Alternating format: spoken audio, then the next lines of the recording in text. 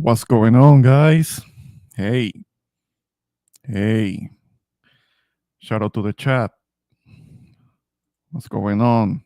Hakeem, I see you. Don Jose, what's going on? Good evening. Good evening. Appreciate you coming up. Hey, Blood Moon. Yeah, I wish I was off tomorrow.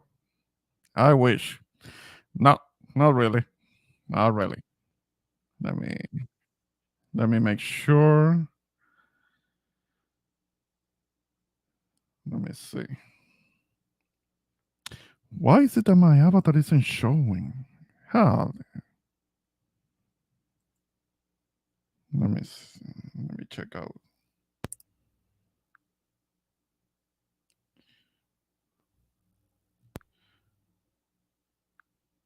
Let me trying to check out. Okay. My bad, you guys. You know that I do this somewhat improvised. It's just that I'm looking at my image. I'm not seeing the avatar. Trying to understand what happened with that. The avatar. Trying to understand what happened with that. Okay. Well, it's more important that you guys can hear me. Let me see. Having this whole thing.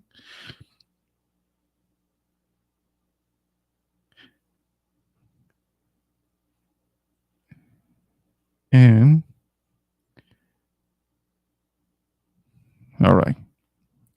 Yeah, it's more important that you guys can hear me. It's just that for some reason I can't see the avatar. All right. Let me not obsess too much over that. I can figure that out later on. Okay. Yeah. That's important.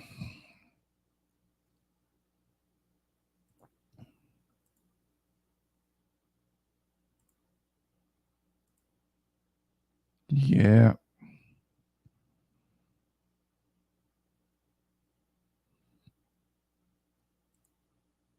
Okay. All right.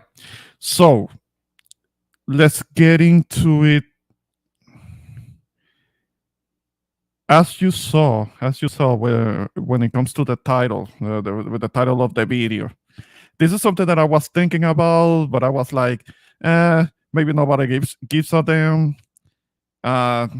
Maybe people don't care like that about it. There is that controversy going on when it comes to the Netflix, but it seems that it's really he might really be the Arabs that are running Egypt, the ones that are really outraged about the whole thing, about the portrayal of Cleopatra in this upcoming documentary, if it can be called that. That is produced by Will Smith's wife. I mean, she doesn't stop drawing controversy. Now, it all centers about the imagery, about the physical portrayal of Cleopatra, really the Cleopatra the seventh. We're gonna get into that because a lot of people think that there was only one woman named Cleopatra. It's not really like that. I mean, in the in the dynasty, that last dynasty in Egypt, that was already it had Europeans all over it. So there were several of the ancestors of Cleopatra, the titular character. There were other women named Cleopatra. Okay.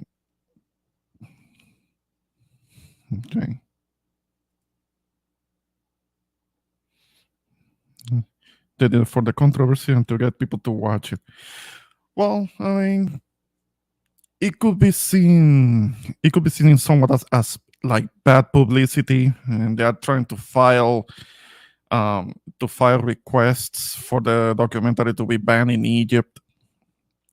And what I find curious is the whole notion of stealing culture. Stealing culture, is it really like about culture? Is the whole complaining, the whole outrage that is coming out of Egypt really about culture? Is it really about that, or is it about imagery? Is it really just about skin tone? That's kind of like my question, because I'm reading about many of the detractors and all of that, and the portrayal, just because of the actress not being white, is what really got them all mad. The impression that I'm getting of it is that because they're used to that Elizabeth Taylor portrayal, portrait of being the portrait, the imagery, not being what they would like. Okay, culture, but how culture? Is it really about culture, or is it about image? Because okay, you can tell me that she was in Africa. Then what was she?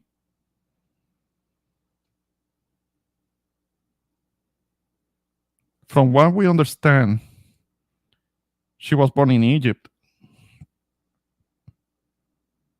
Egypt is not in the Middle East, so technically, she may have been African.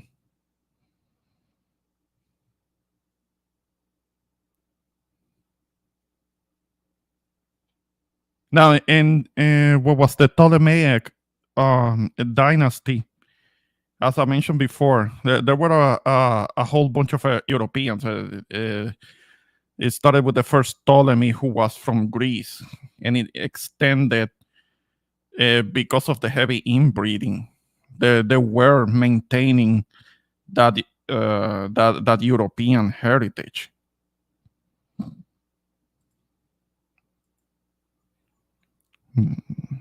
Yeah. Okay.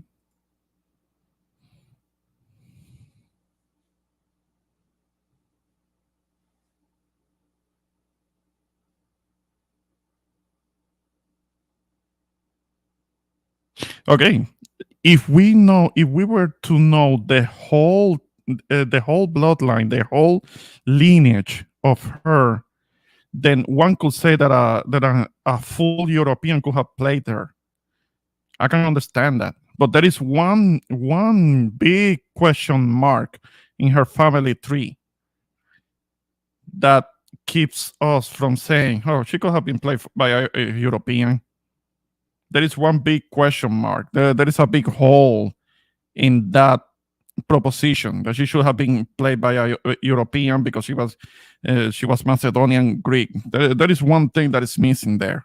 We'll get to that in a moment.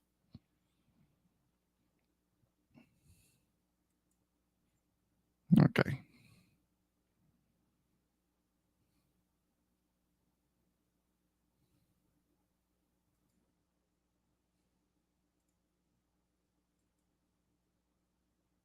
Let me see. So I'm trying to bring up an image.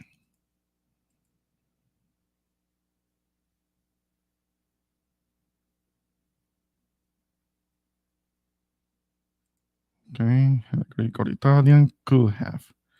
There is no question mark that inbreeding was a fact. I'm not arguing that, Blood Moon. That's not what I'm talking about. I understand that. I understand the inbreeding part. That's not what I'm talking about. That's not what I'm arguing about. Okay.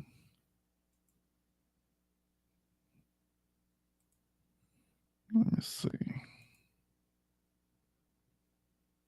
Okay. According to this Roman sculpture, this may have been what she looked like. Now understand that that her looking white in this is just because of the material.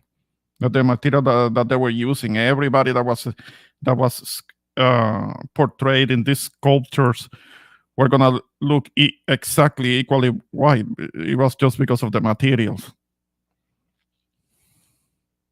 So it's not necessarily because they were all white.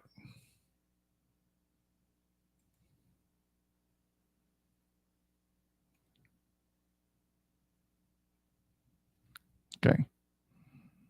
Let me see something here.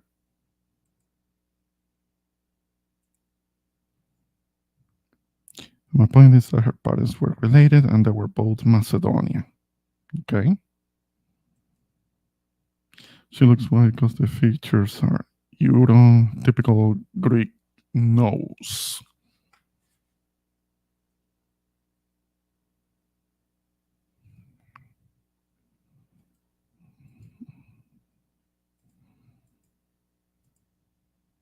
Okay.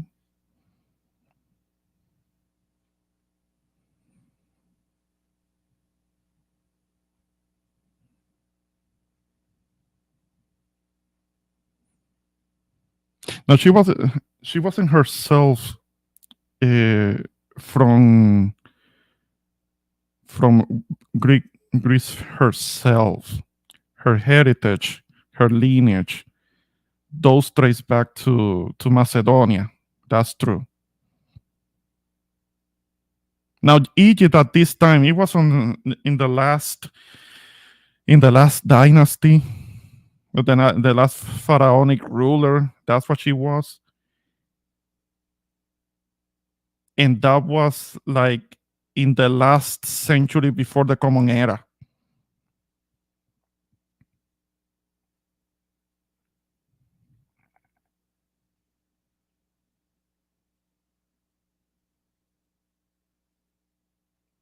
Let me see.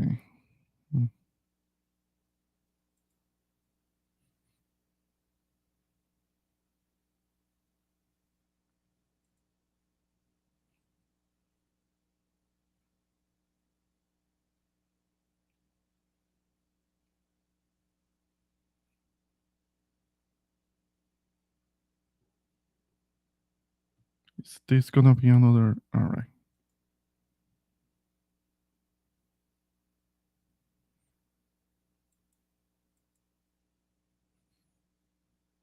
I'm gonna be dropping the link in a minute. It's just that I'm looking for something in particular, but you know how it is when you are really looking for something. That's when you're having a little difficulty finding it. But again, this is improvised. I wasn't really invested in it. Okay.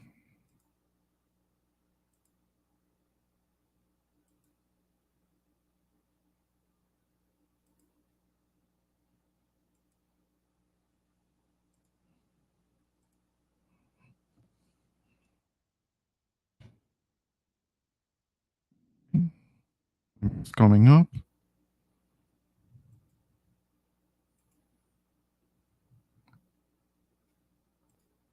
I know that I had a diagram that shows something particular about the dynasty. Let me see if I can share it.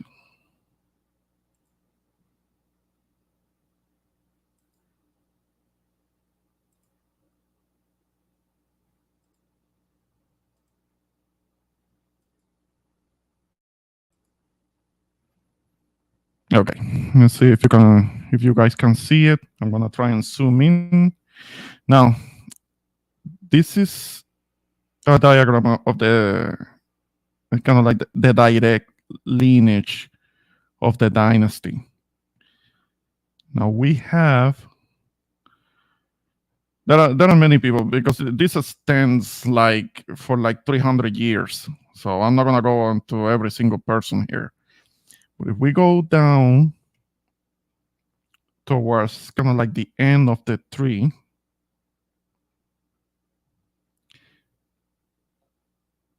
the man who was Cleopatra's father, because there are, as you can see, there are many Cleopatras. There is the first, second, third.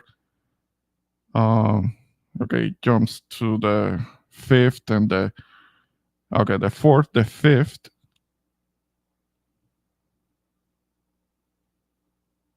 I don't see this. Oh, okay, there is Cleopatra the sixth, and there is the seventh. Now here, the seventh. This is the one that this whole thing is about. Let me make sure that I don't have anybody waiting. Let me see if I can.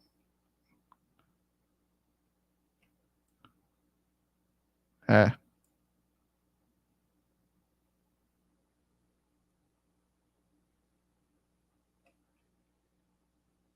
Okay, it doesn't zoom in any more than that. Now here, Ptolemy the 12th. That was her dad. But the very particular thing is that the family tree doesn't show the mother. That's the one thing. That's the one part that we're missing here. That's why we kind of like keep it open as to what she may have looked like. I mean, people can be convinced as to what she looks like, but the thing is that we don't know who their mother was, the actual birth mother. There may have been like a mother who raised her. Maybe there was, but the actual birth mother is not shown here. You only see the father, and that's the part that puts in doubt what may have happened there. Who was actually the mom? Now I'm not gonna make assumptions. I don't know. I don't know who it was.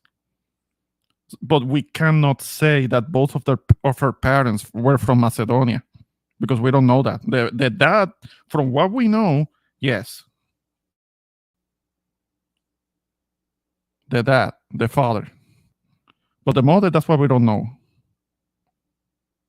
Now I'm gonna be playing a short video about the lineage that it can explain more, and it elaborates a little bit on the whole thing about her uh, being inbred, which is a real thing. Gosh, let me see if it just can stop.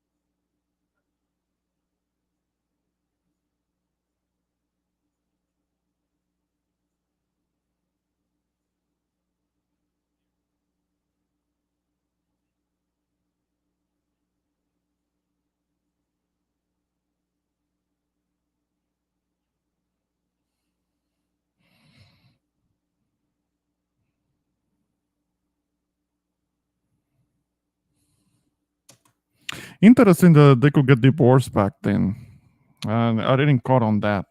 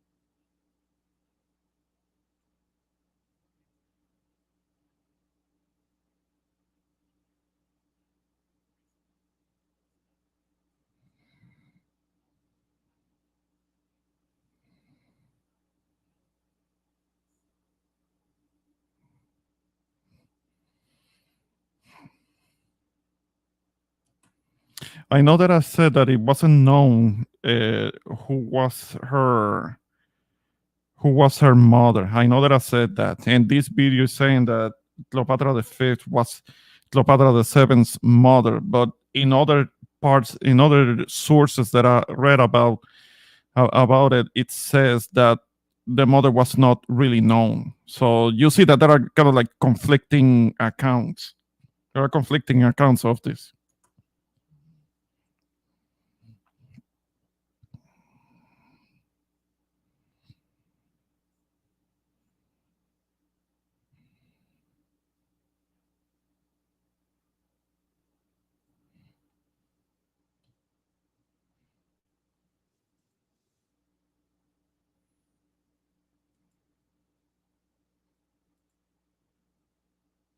Golly, the drama, involved there.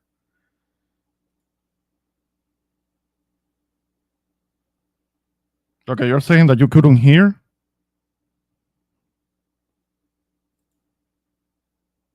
Let's see.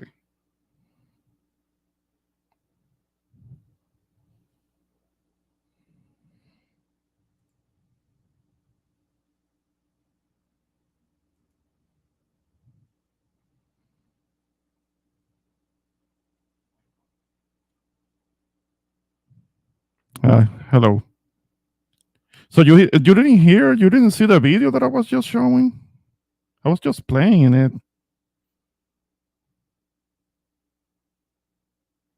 but you can hear me speaking though. Technical difficulty. My bad. Let me see.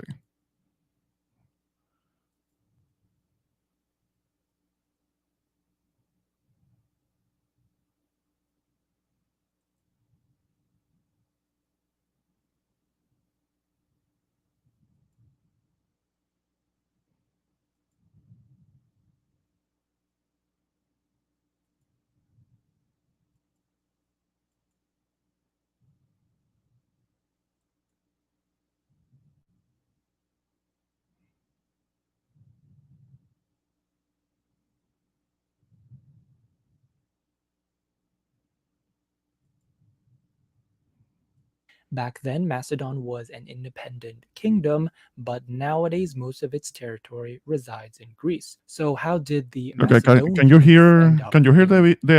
the Well, video? it was the fault of Alexander the Let me see. Great. He conquered the whole Persian Empire, which had territories in Africa and Asia, and when he died, these territories were partitioned by his generals, and each of these generals became kings of a region from the former empire. Ptolemy the First was one of these generals. He got Egypt and he became its pharaoh. His descendants ruled Egypt for the next 300 years, and Okay, there are what is 9 being generations explained between here? him and the Let me last see if I Ptolemaic can. queen.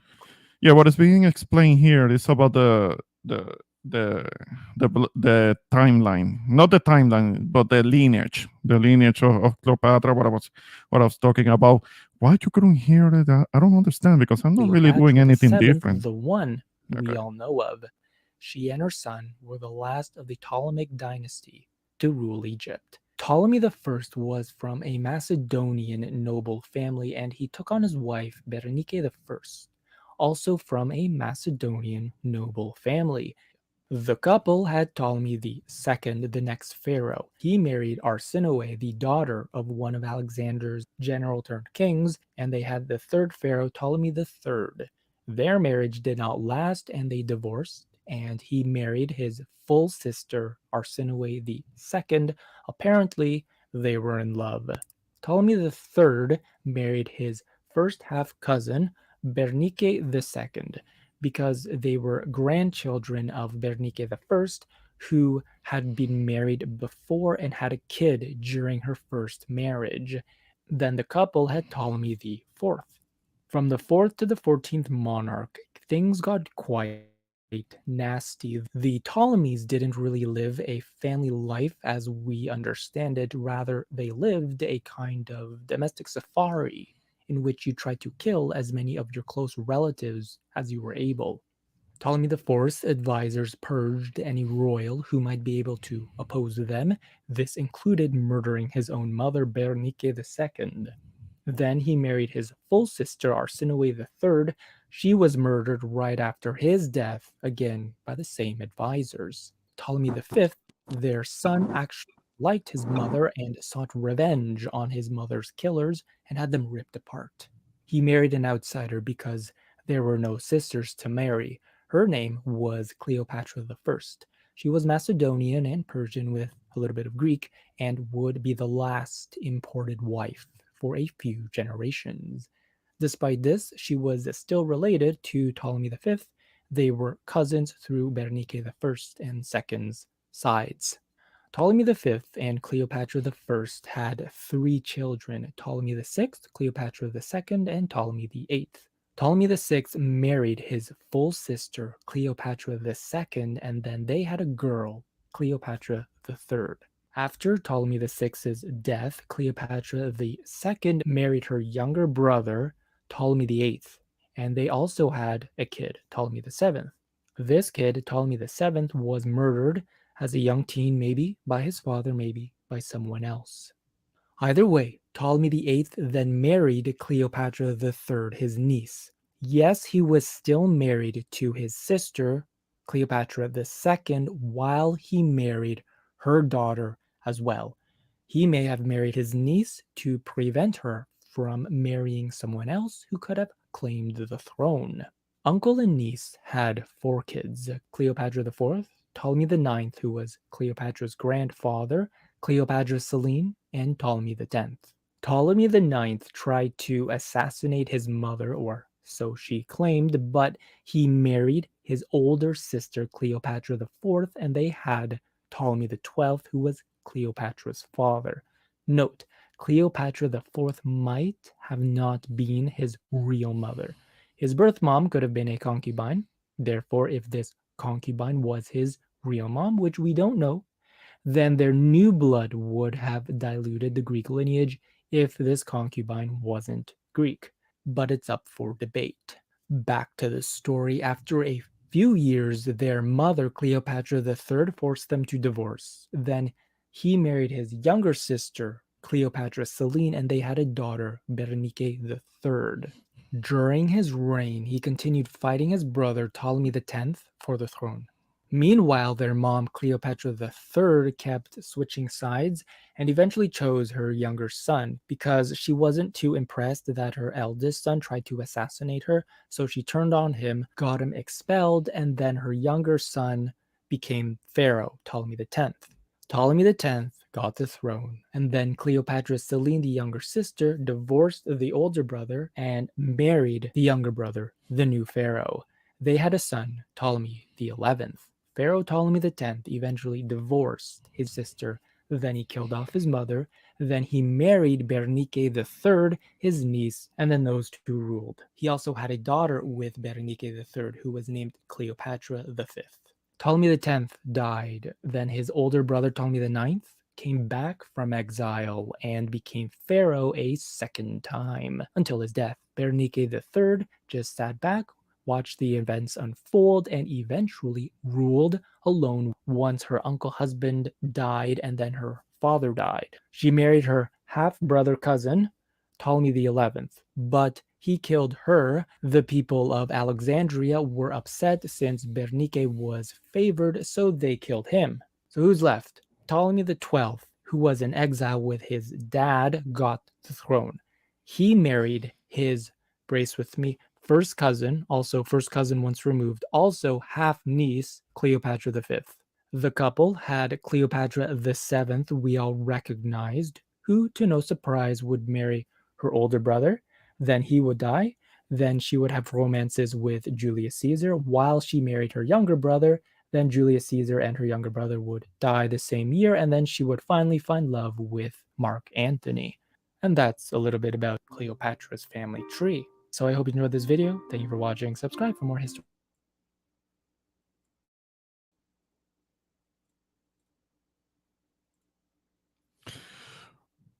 What's going on, Rakim?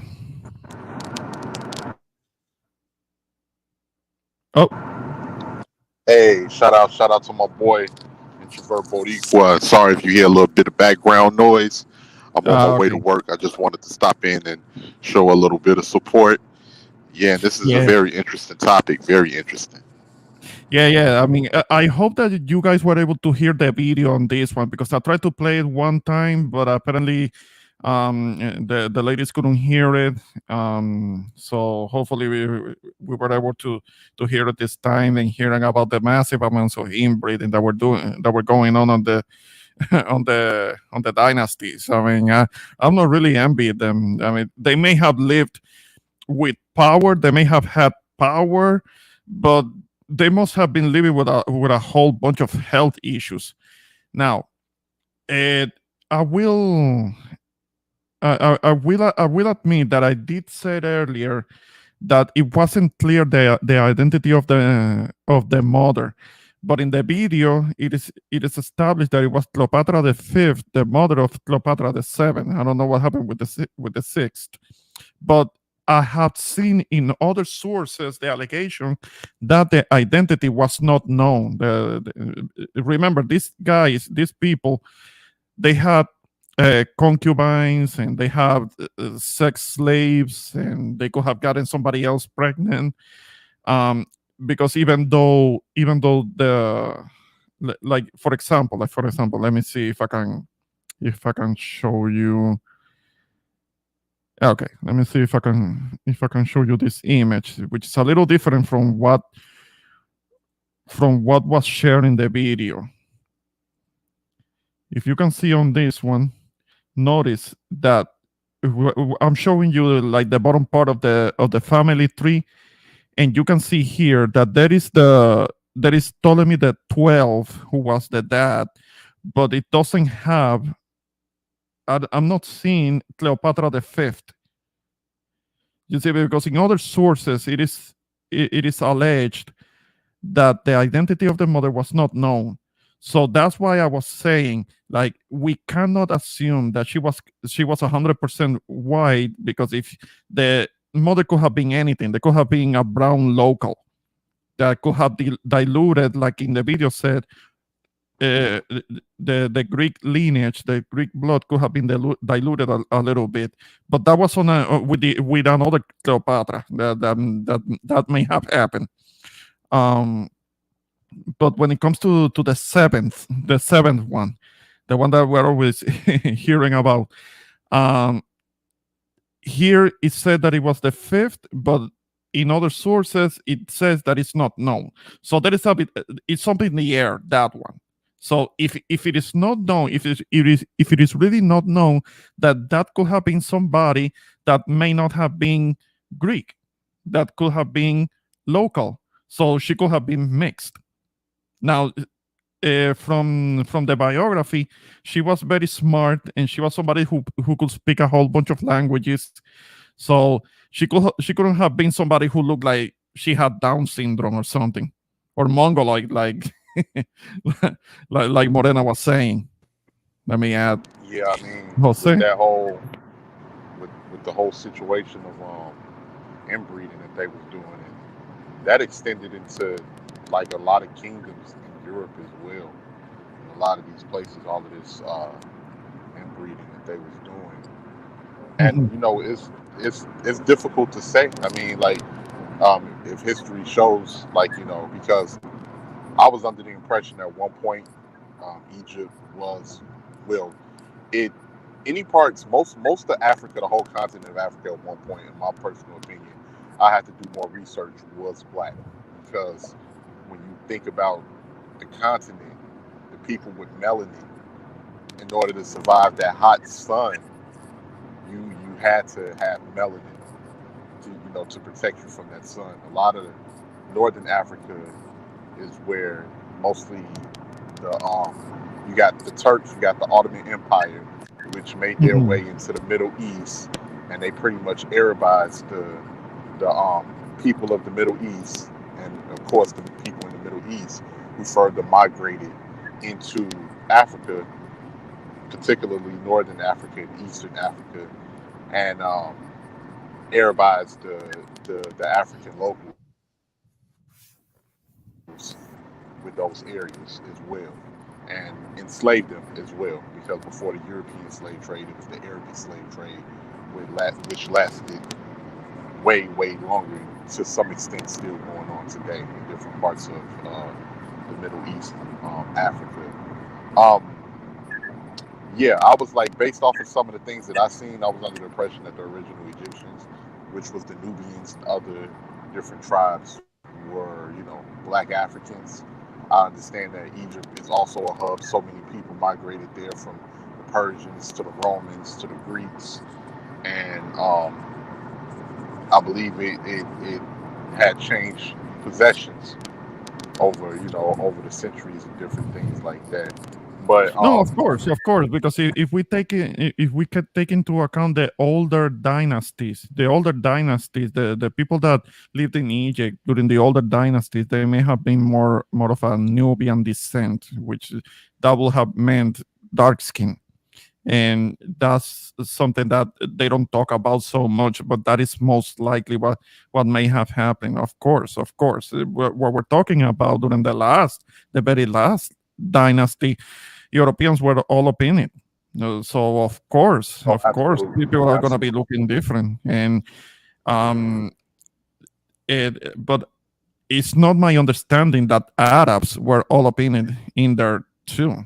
I mean, because Arabs are the ones that are all up in Egypt now. They're the ones that run the country, but they're claiming that they have always been Arabs for like 7,000 years, and that's not likely No, to that's not true. that's not likely to Especially be. in There are Egypt, Arabs that are claiming that, and nah, nah, especially not in likely. especially in Egypt and parts and northern Africa, whether you want to say Algeria, Morocco, all of those places, I believe. Well, they still do have black populations that live on the outskirts within those countries that are native. That did, because some people would like to say that all of their sub-Saharan black Africans migrated there. No, no, the whole continent, especially before it became the Sahara Desert. And like, I got to look into this because I don't know all of the facts in detail, so I Yeah, could be wrong. it is believed that the Sahara Desert may have had water. There may have been a sea of covered in water, because if you look into what is modern day Mauritania, you find seashells all over the sand. You find seashells. I mean, how would you be finding seashells on a desert? I mean, because there is signs of water in the ocean. If you look at satellite images of the Mauritania part, you can see it looks like the way the sand is laid down. It looks like water used to flow there. I mean, if you ever seen kind of like in a flooding in the streets, that you see kind of like a dirt or a sand deposit somewhere on a street after there has been rain flowing along the street, the way that it deposits down. If you look at satellite images of the area where Mauritania is, you can actually look at the possible trajectory of the water flow when there used to be water there. But that may have been such a long time ago, thousands and thousands of of years ago, when the North Africa was more there was more vegetation, and it was more lush.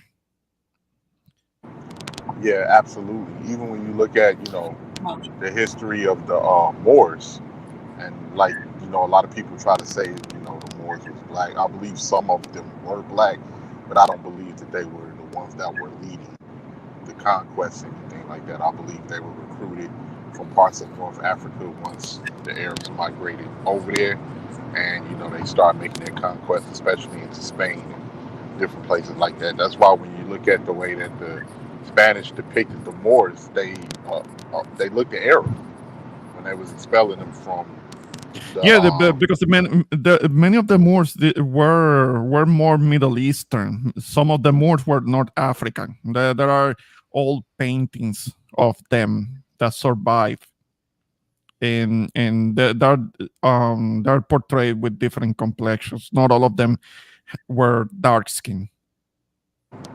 Absolutely, absolutely. That's where you get, because there's no way they could, because the Spanish language was also influenced by Arab, and we know that the Arab language don't come from Africa.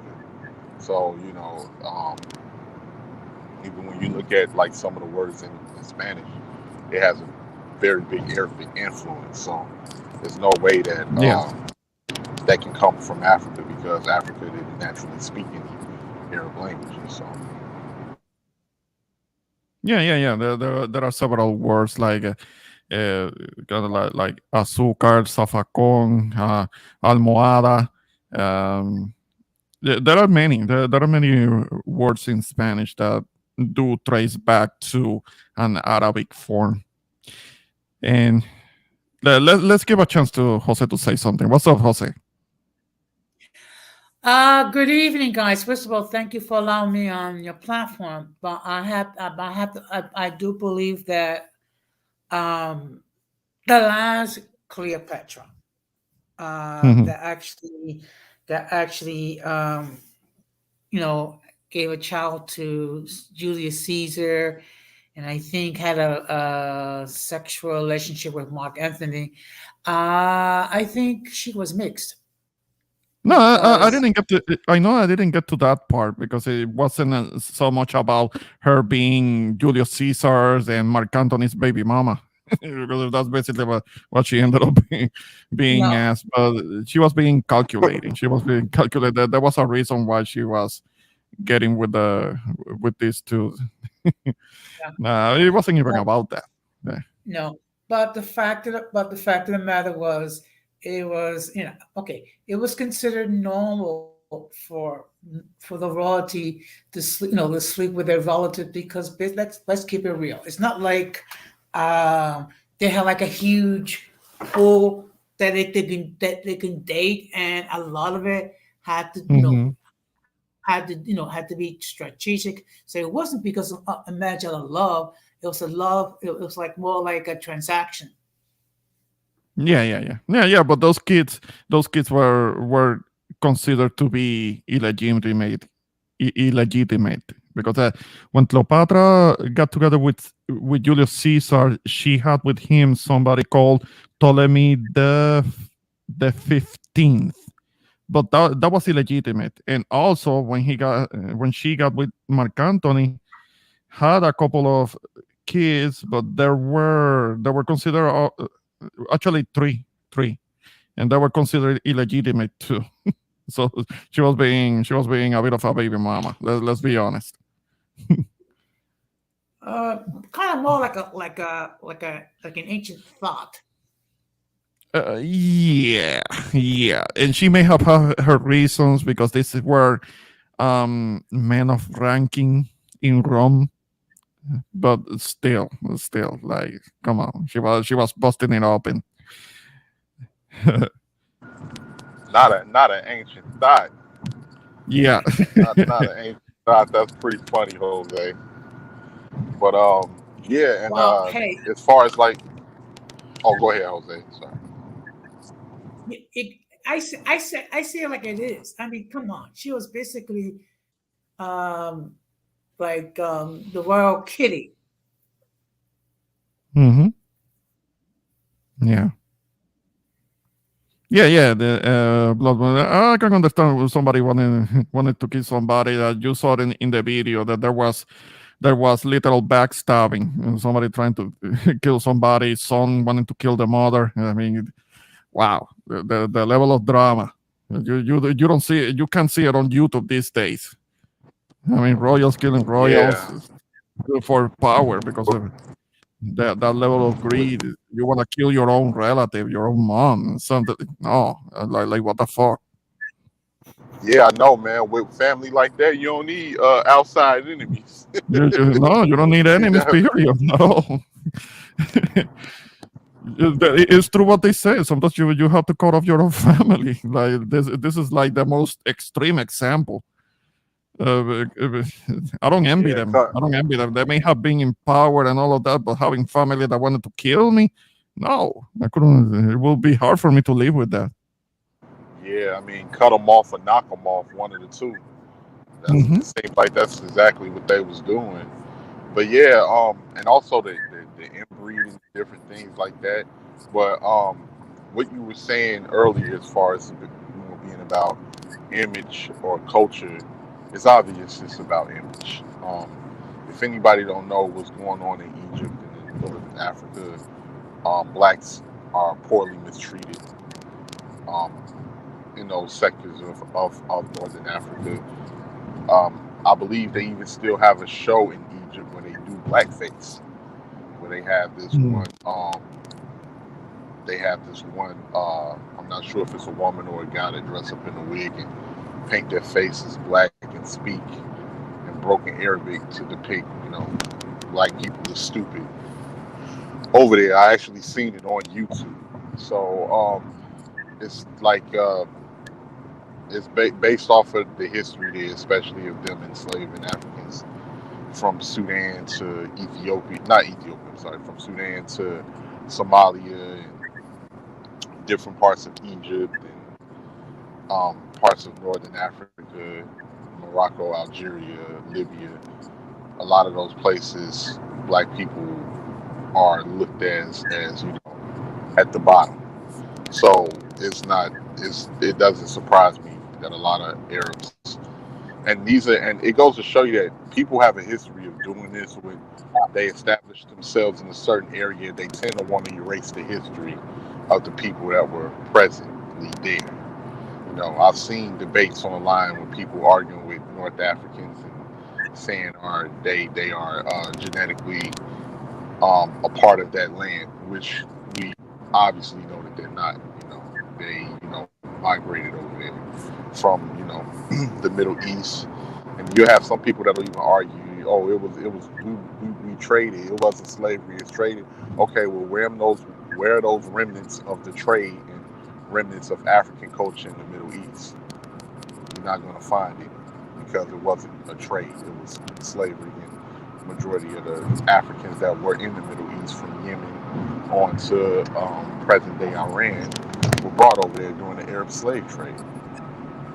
You Hmm. know, and a lot of the times, the ones that do have a mixture of African DNA was the Arab owners mating with African women because they were what's the word I'm looking for? They were they were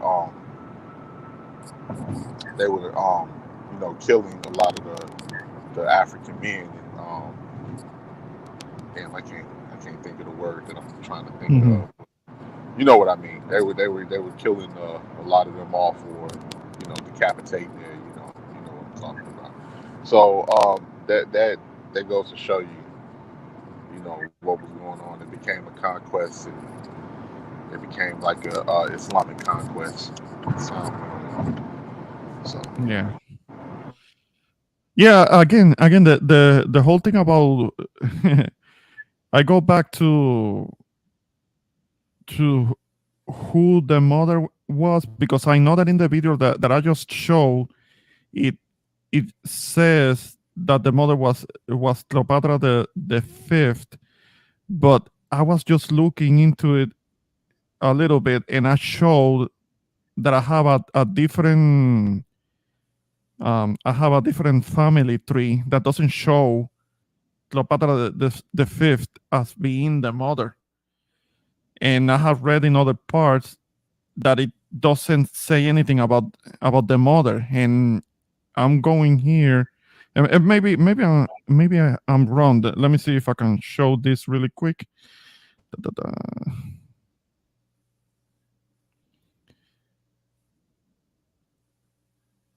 Here at the beginning, it mentions. Let me see. It says that it was the ruler for 19 years, member of the Ptolemite dynasty.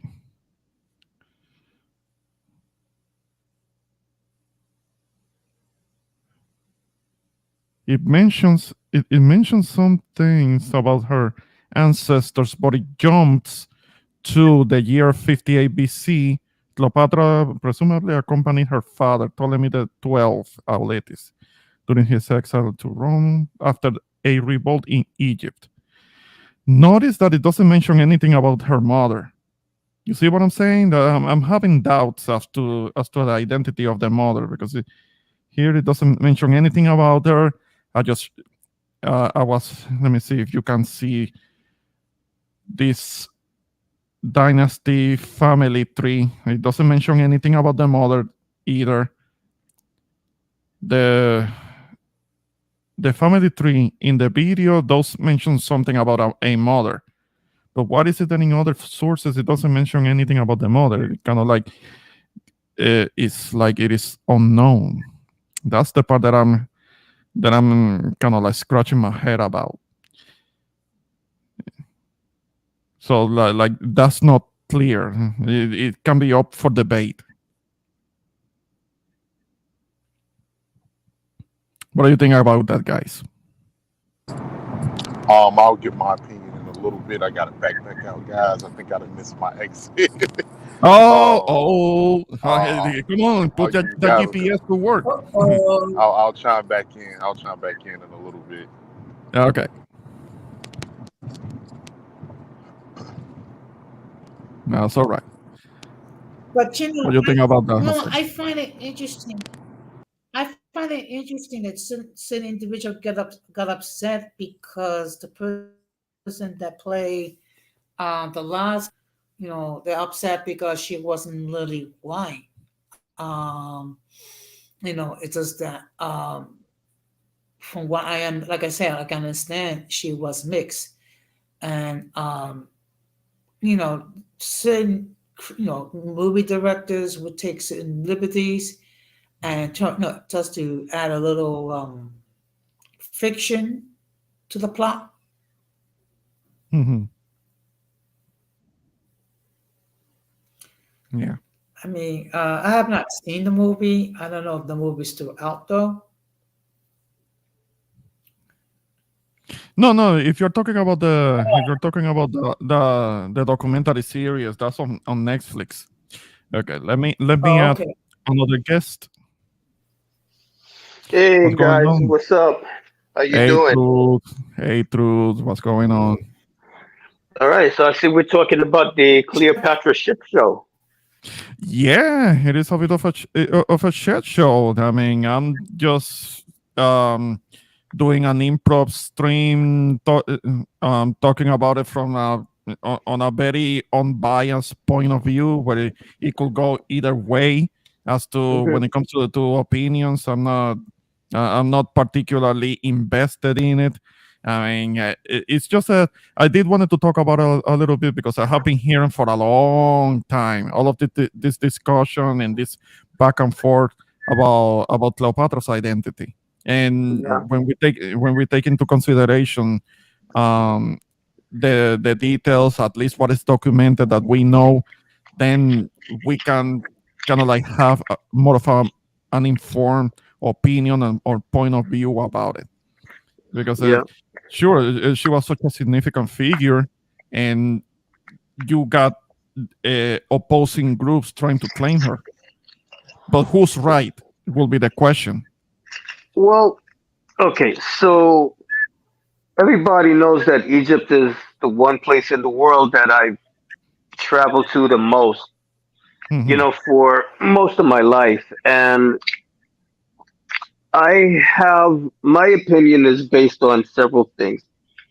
First of all, historical accuracy, and the fact that there's just a lot of ignorance about that part of the world and that country in particular Mhm. and its history. The thing is, people don't understand the nuances, first of all, of the different time periods, the culture, the migration history, etc. The thing about Cleopatra is that she was not Egyptian. Mhm. She was Egyptian by birth, because she was born there. But Right. the best way to describe the situation is look at the situation with the Spaniards in Mexico, right? Mhm. Mhm.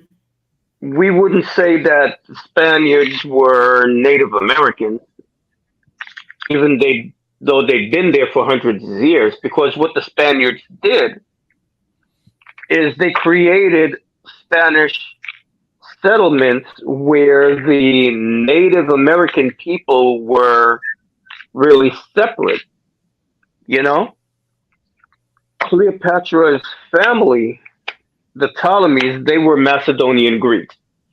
Now, the thing that a lot of people don't understand about that particular time in history is that it was a colony. It was a Greek colony. Like Alexander the Great had defeated the Persian before the Greeks took control of it. It was part of the Persian Empire, right?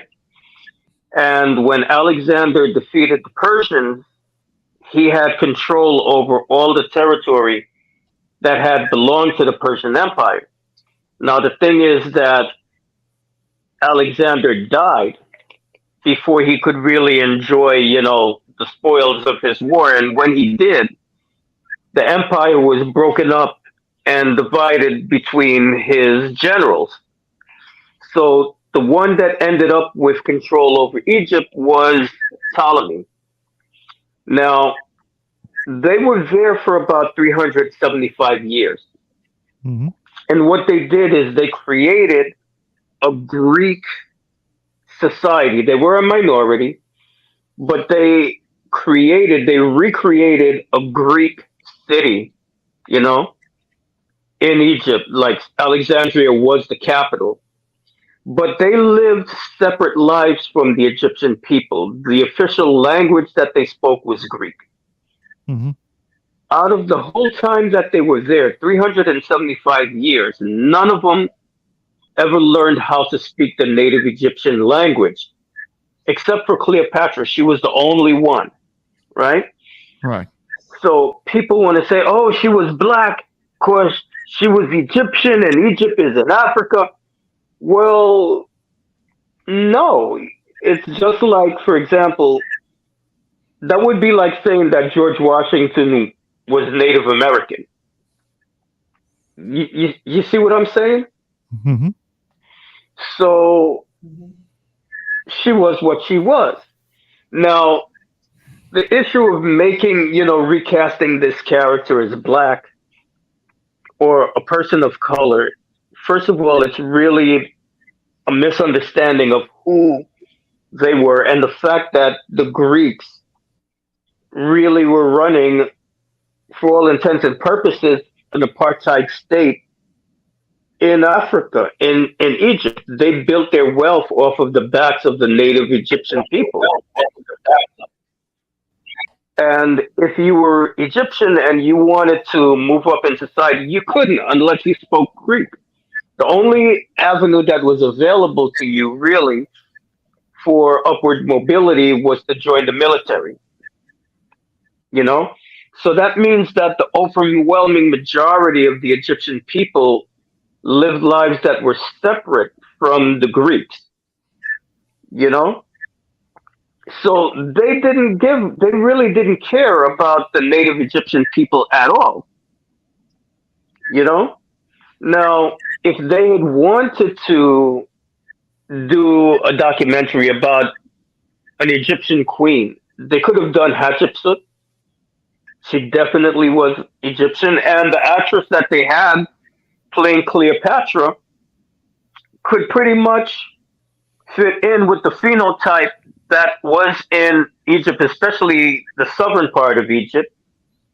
You Yeah, know, that's what I was saying. That's what I was mentioning to the guys, or Rakim and Jose, that if it had been some kind of project that addressed kind of like the identity of the older dynasties that were more of Nubian descent, then it would have been correct to have a cast of people that were more dark skinned, because yeah, that would have been more accurate.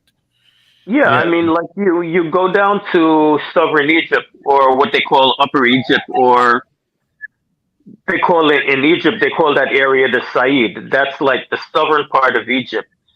When you go down there and you look at those people, the best way that I well, they're pretty dark. I mean, the best way you could describe Egypt in general is compare it to the Dominican Republic. Mhm. You know, in terms of phenotypes and range of skin tones and, hair types and everything, just like the Dominican Republic. It's like, I would say, like we're used to seeing the lighter skinned ones here in the United States. And most of those people, they come from like the northern part of Egypt. Mhm. But even when you go to like Cairo and you look at the people in general, it's like almost 50-50 between light skin and dark skin. And just like in the Caribbean, the light skinned people are genetically related to the dark skinned people too. So it's like they're all the same family. But the further south you go, the more dominant the darker skinned people become. And it's always been that way. So if, like I said, Hatshepsut was from Upper Egypt, in the Said. So if you had that actress playing her, that would have been accurate. You could have done a documentary on Nefertiti, and then like Jada Pinkett could have played Nefertiti. I mean, her phenotype is pretty similar to Nefertiti. Um, if they wanted another strong, warrior queen, they could have done Queen of Monorinis, in Nubia. And I mean, she actually, halted the Romans in their step. They never invaded Nubia because of her, and she was actually on the battlefield fighting. She lost the eye in battle, fighting the Romans. That would have been a fantastic story to tell. But Mm. when you listen to the producer, not the producer, the person who, the producer was Jada Pinkett Smith. She just put the money up. But the Mhm. woman that actually did this thing, that cast everything and wrote the script and everything, she's an Iranian woman, you know? Mm. And when you look at her statement, you see that it wasn't based on any notion of historical accuracy. She just thought it would be a good idea to reimagine Cleopatra as a black woman. So the problem that I have with this is that number one, why are you doing that? Because by doing this, what you're really saying is that black people or Africans don't have any legitimate history. Therefore, you need to reimagine them in spaces where they didn't exist in order to make people feel good. So it's like black people are supposed to be pitied, and to make them feel good, we're gonna toss them this cookie. Mhm. It's like I take offense to that. I don't need to be pitied, and I don't need my history to be. I don't need a fake history to make me feel valuable or important or to build up my self-esteem because there's already enough real history. And like I said, if they wanted to do Egypt, then they could have chosen a native Egyptian queen. And Right. they could have even got, like an actress from, Upper Egypt or someone with that phenotype, or, the person they got playing Cleopatra, like I said, her phenotype, her hair type fits in that context.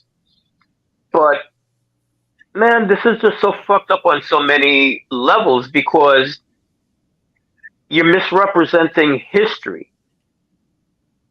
And our educational system is already so fucked up. We don't need any more muddying of the waters. And the other thing that disturbs me about this is, okay, so we know the Afrocentric movement is out there, but that doesn't represent all African Americans. No, And well, I now didn't know you that have, the whole Afrocentrism was really that much of a thing anymore. You well, could take it yeah, back to like the 1990s or something like that, or 1 or 2 decades before that. But I didn't know that that was still a thing now. yeah. But I'll tell you a reason why on the behalf of the Egyptian people, why this is, blowing up the way it has is because you have people in the Afrocentric movement who've been going after Egyptian people the same way FBA has been going after Latinos and Afro Caribbeans and Africans. Oh yeah, yeah. But that's a cult. That's a cult that is already on Yeah, its way out. The leader, the leader of that cult is already pivoting into something else. He's already now talking about the Maroons, trying to make it seem that the Maroons were in the United States. Even I know that the Maroons were more of a Caribbean thing. But yeah. you tell me if I'm wrong. You tell me if I'm wrong. You're the teacher here. Well, I have to look into this. They might have been some. Well, here's the thing: the maroon that term maroon is just a generic term that was used for escaped slaves, and there Mhm. were escaped slaves all over South America. Of course, we know, like in Mexico, we had Yanga. I Yeah. believe they were also Mhm. in Dominican Republic. I mean, they were in Jamaica. They were all over. Colombia definitely big one. Colombia and Brazil. So I know that in the United States you had the Seminoles, or what they call the Black Seminoles. So yeah, I mean, like there were many. Listen, African people did not take slavery laying down. We resisted wherever we were. I mean, Dominican Republic was ground zero for African resistance, you know, and for Native American resistance too. Dominican Republic was ground zero, and I believe if I remember correctly, in Dominican Republic they had won. I think it was a cacique who had won like a region of autonomy in the southern part of Dominican Republic. Mhm. I don't remember his name, but it was like an area, it was like a big lake that had an island in it or something like that.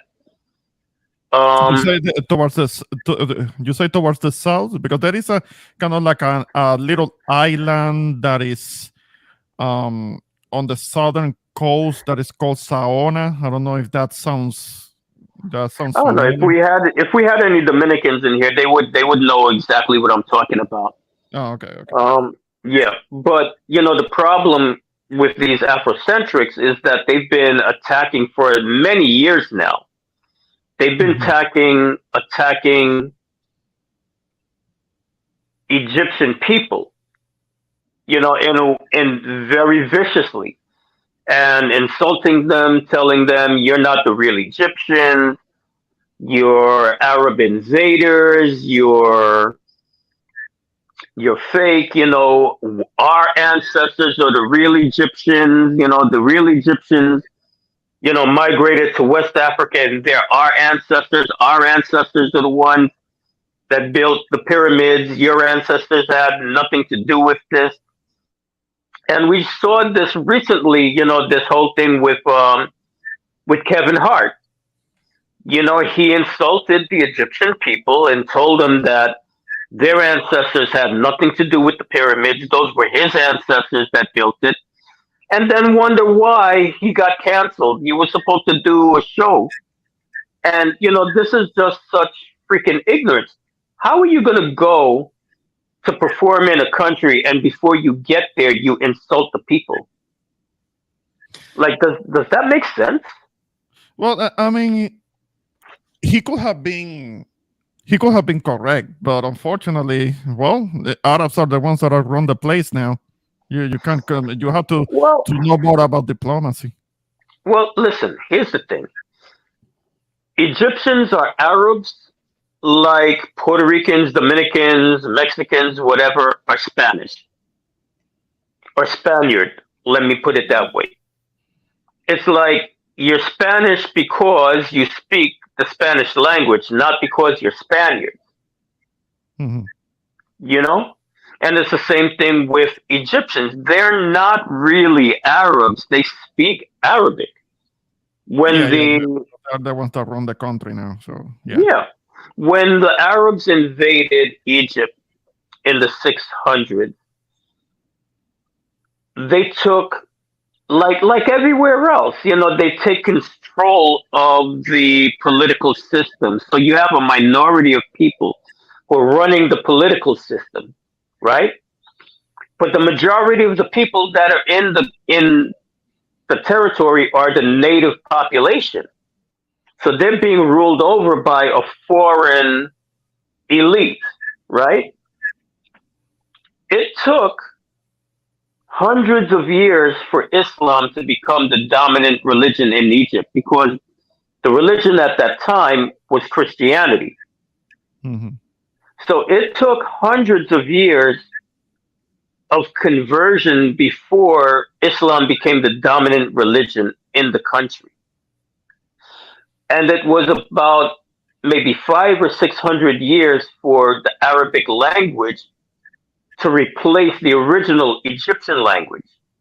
As late as the 1700s, you had villages in Upper Egypt that were still speaking the original Egyptian language.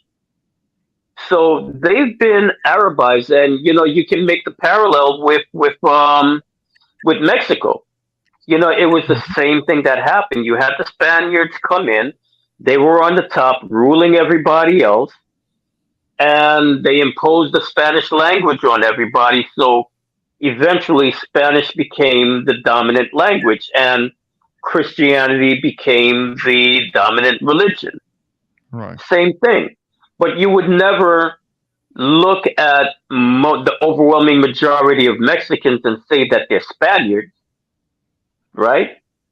Yeah. Because No, the majority. but at least well, at least in Mexico there are still people that speak the Aztec language. I think it's called Nahuatl. Yeah, I mean, there's many different. Yeah, Mhm. there's many different native languages that are still spoken in Mexico.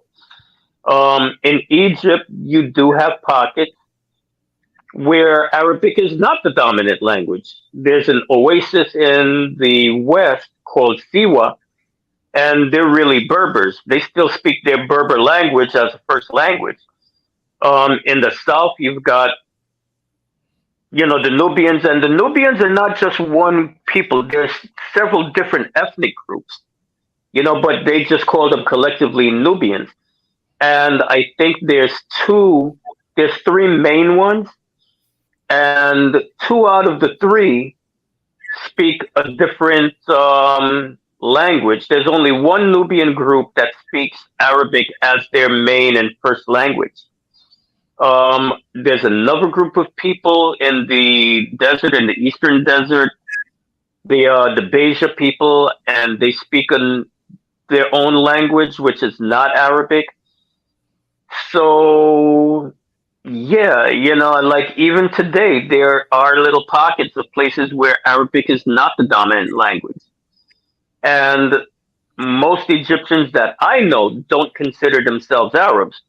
They consider people from the Persian Gulf and Saudi Arabia to be Arabs because they Mhm. say, we had a civilization way before Islam came in. And even if you look at the title of Egypt, they call it the Arab Republic. That was something that only was done in the 1950s. Mm. And that was a political strategy that Abdel Nasser created in order to create unity in the Arabic speaking world to be able to go up against the European colonialists, you know?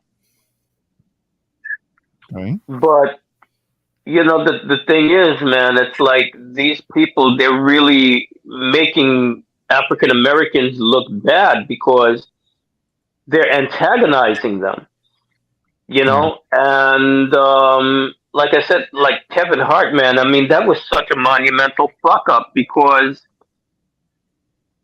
he doesn't realize how much power he had that could have been used to put the African American community in a good light because Mhm. there's so much negative propaganda about black people. And he's got fans in Egypt. He could have really done something great Yeah.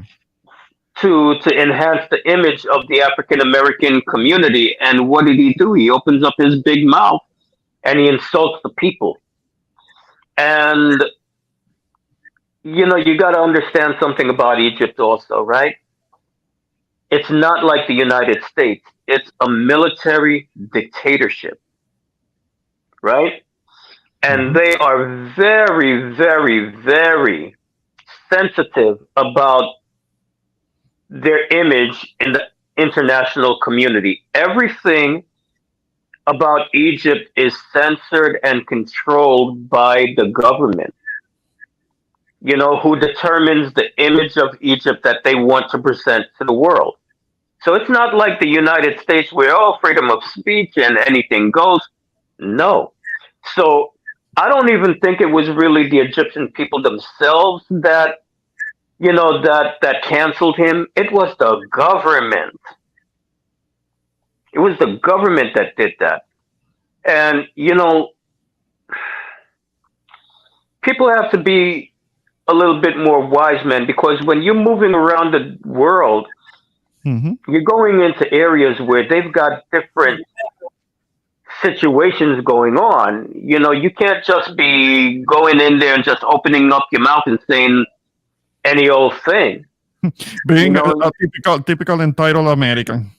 Let's just put it that way. That's Yes. how he acted like. absolutely, Yeah.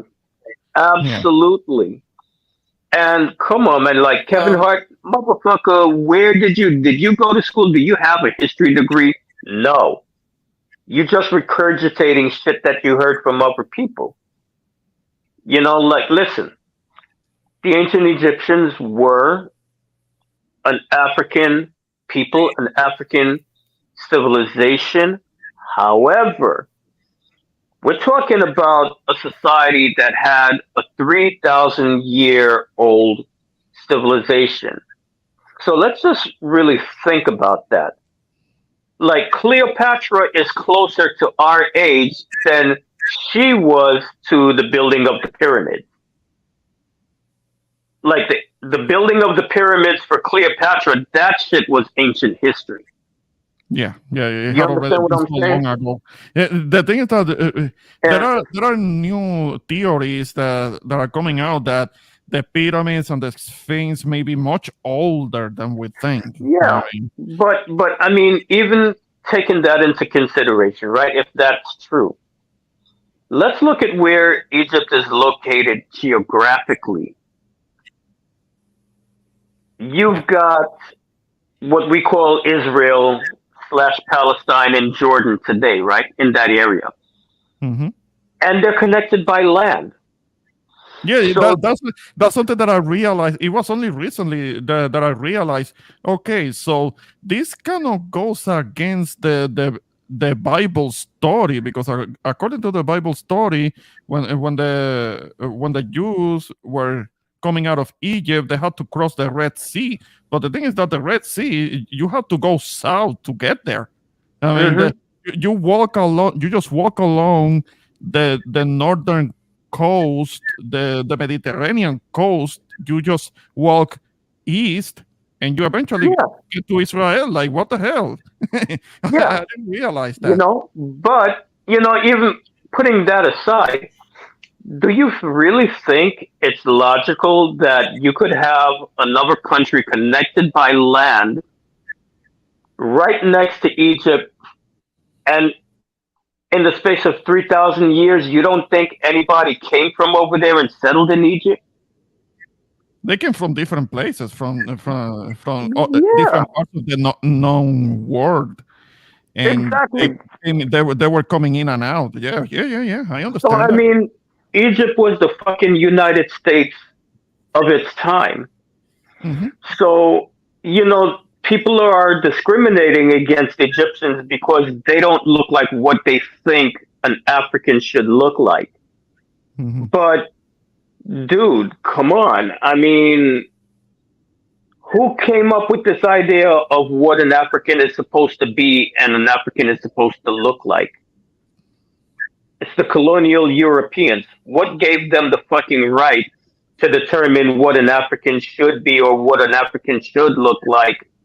Or, who the fuck gave Europeans the African card, you know, for them to fucking determine who gets the African card and who doesn't?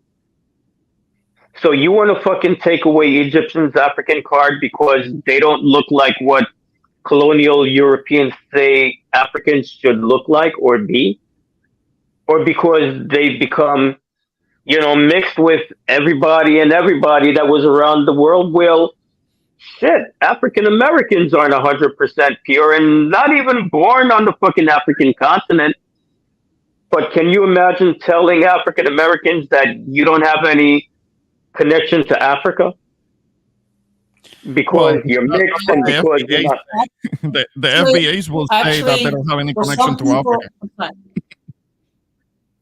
Yeah, go on, Jose. actually, for some people, that's considered fighting words. Okay, and Yeah, unfortunately, you do have people who don't bother to do a little research about the country that they're visiting. Now, I have had the privilege and the blessing to visit 6 countries.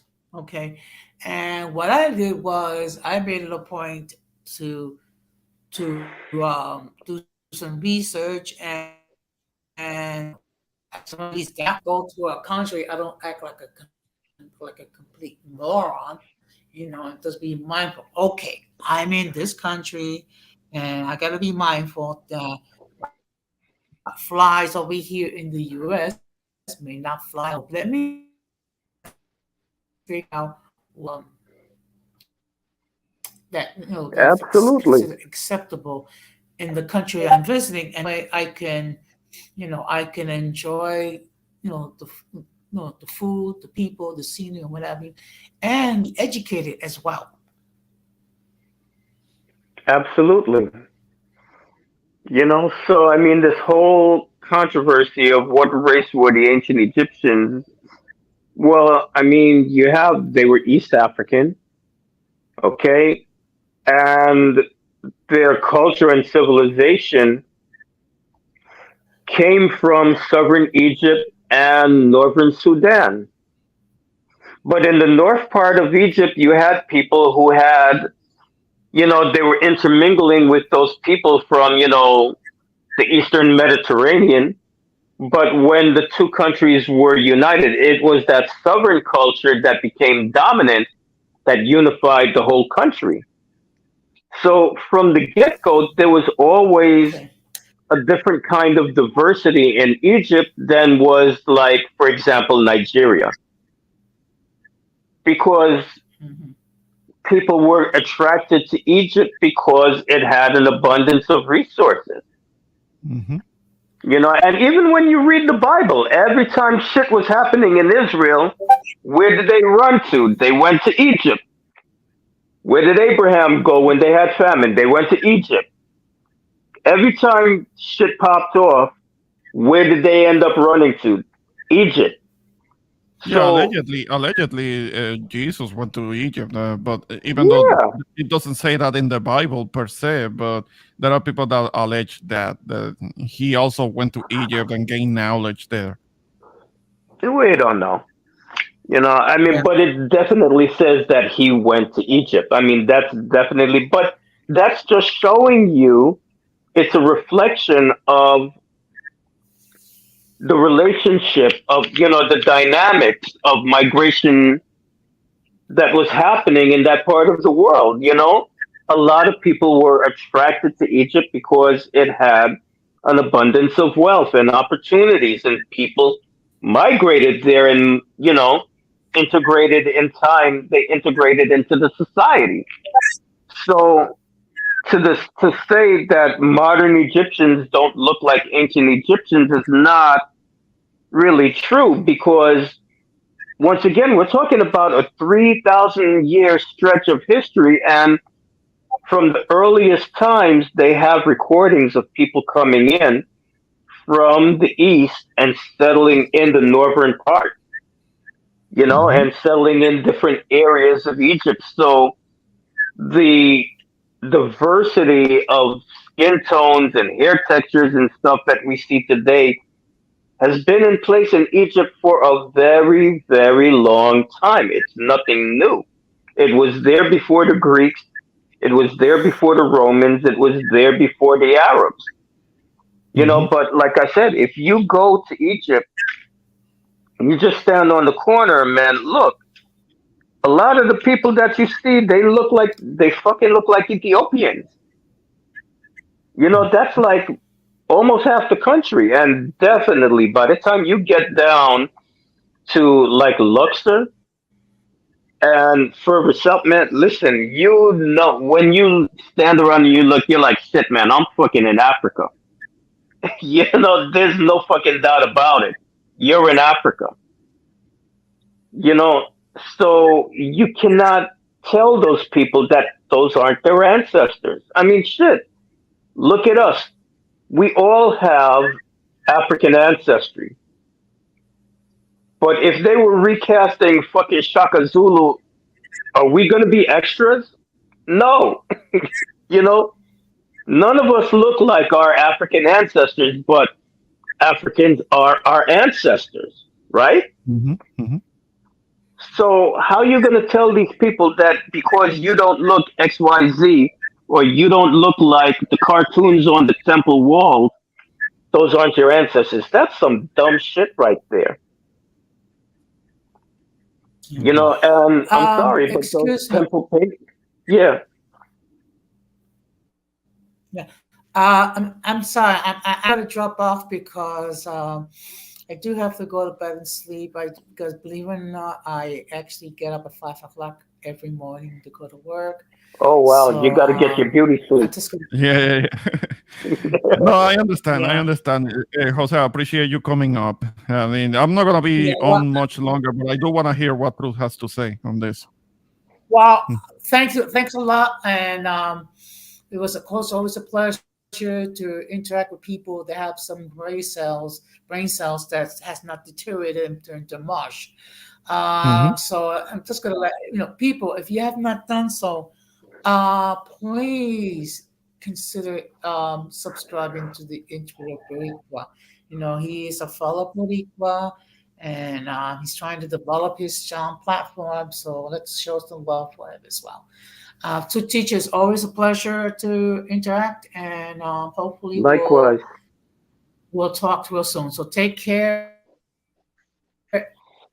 and good night, guys. Hey, Yeah. you too. Have a good night. So I'm looking at the chat, the comments now. Like Danny said, yeah, the 25th dynasty definitely were Nubians. Yeah, and not only that, but they actually restored the integrity of Egyptian culture when they went in there. But The thing about ancient Egypt and the Nubians, like these people were intimately related with each other. So even there were other pharaohs on the throne who were of Nubian lineage even before the 25th dynasty. And I believe, as a matter of fact, during the Ptolemaic period, Cleopatra's family, Hmm. there was a 20-year period where Upper Egypt had broken away from the Greek control.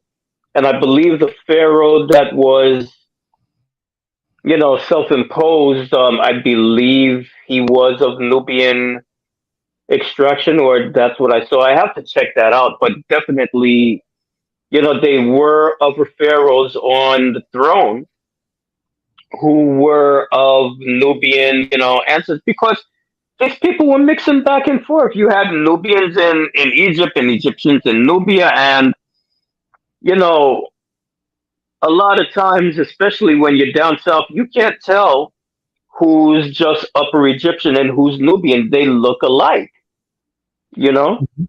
Hmm. Arab is really not an ethnic, but a culture group like Fratern Latino. Exactly, Danny. Yeah, Yeah. exactly. That's something that I wanted to highlight that because the impression, from my understanding, is that the folks in Egypt that are being so outraged right now, and they go on and screaming like they're stealing our culture, they're stealing our culture. Okay, but these are Arab folks. Arabs already have a culture. Ancient Egyptian culture is not Arab culture, so it's Yeah, but the thing is, those people that we're calling Arabs in Egypt, they're really not Arabs. They speak Arabic. You Mhm. see, that's the difference. It's just like once again, like Mexico. Most people, well, with the exception of the Native American people, Spanish is the dominant language in Mexico today. So we can't look at those people and say that they're Spaniards and they have nothing to do with the Aztecs. You see what I'm saying? Mhm. Mhm. Because even though they speak Spanish in Mexico now, their ancestors were the Aztecs. It's the same situation. So they're only Arab because they have adopted the Arabic language. But it's not a situation where Arabs came in and displaced the native population. That's not what happened. You I see. understand what I'm saying? Yep. Yeah, I understand. I understand. Yes, so those people that are there are descended from the ancient Egyptians. And the thing is, when you go there and you look at them and you look at their features and then you look at the statues and the paintings, you're looking at the same faces. You know, some of Mhm. them are light, some of them are dark, but okay, you know what it is? Like, for example, looking at Puerto Ricans versus Dominicans, right? There's certain features that when you see them, you know this is a Puerto Rican. And Yeah, then there's it's certain gonna be more like. features, Mhm. yeah. And then there's certain features when you see that person, you know it's a Dominican. And it's not necessarily based on skin color. It's like it's the bone structure. Mhm. It's the shape of the eyes, the shape of the mouth, the cheekbones. When you see that bone structure, that is a fucking Dominican, man. Like that, that face doesn't come from anywhere else but the Dominican Republic. And the same thing, you look at a Puerto Rican, you said that face is Puerto Rican. That's not a Cuban. That's not a Mexican. That's a Puerto Rican. You know what I mean? No, I know what you mean, but still, I don't make assumptions about that. I just listen to how people speak. I try to go by that because I could guess wrong. Yeah. It is likely somebody who is from one place or the other have a look, but I have thought that somebody's Dominican, but they're actually Puerto Rican. And so what I do is that I listen to how people, I listen to accents, so I I can mean, tell. yeah.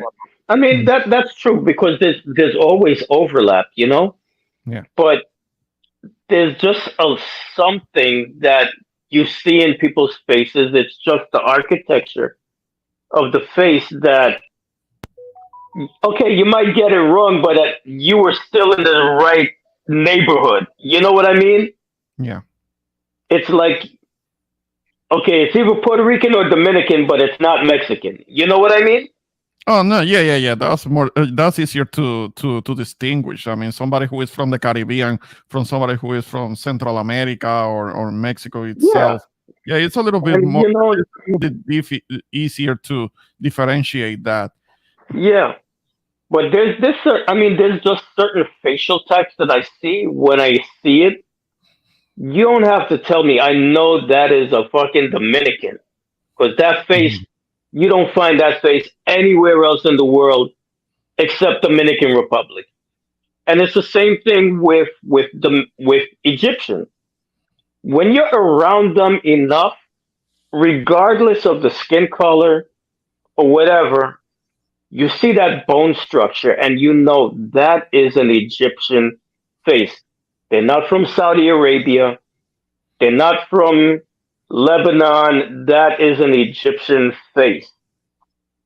So those genes, they've been there. They have always been there. And the thing is that you can't tell, just like in the Caribbean. You can't look at two people and say, oh, they got two different skin colors, so they're not related to each other. Because, like, everybody will look at Sadat and say, oh, well, Sadat, he was dark because his grandmother was Sudanese. But if you ever see his brother is the exact opposite of him. You know? So his Mhm. brother, like everybody is, yeah, the only real Egyptians is somebody like Sadat. But you look at Sadat's brother. Sadat's brother looks like one of these people that they would be calling an Arab invader. So what's really real? How you gonna have two brothers with the same mother, the same father, and they belong to different races? So that's some bullshit. So our whole concept of race and black and white, and it's all based on bullshit. So our whole concept of race and Oh, okay. Oh, my bad, you my know, bad. I got a little playback for a moment. Yes. Truth. Something that I wanted to ask you. I understand that you used to be an actual teacher. That's why you use that name, right? yeah. I was a school teacher. I was a history teacher. Ah, okay. Well, okay. Well, actually, I do appreciate you you calling up. You actually having Yeah. a history teacher background. I mean, Well, that's why I was in Egypt so much. I mean, I was a history teacher and I'm also a dancer. I do Egyptian dance and I teach Egyptian dance, so I was always over there doing research, either historically, I would make videos to show my students, or I was, like doing dance research.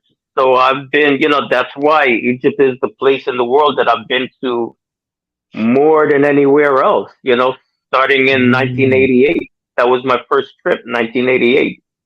mm, mm. And I live in a city that has a very large Egyptian population. It's like, look, if I spit out my window right now, I'll hit an Egyptian. There's a lot of them here, so I can't escape. They're everywhere. Oh, I see. That's amazing. That's cool. That's cool.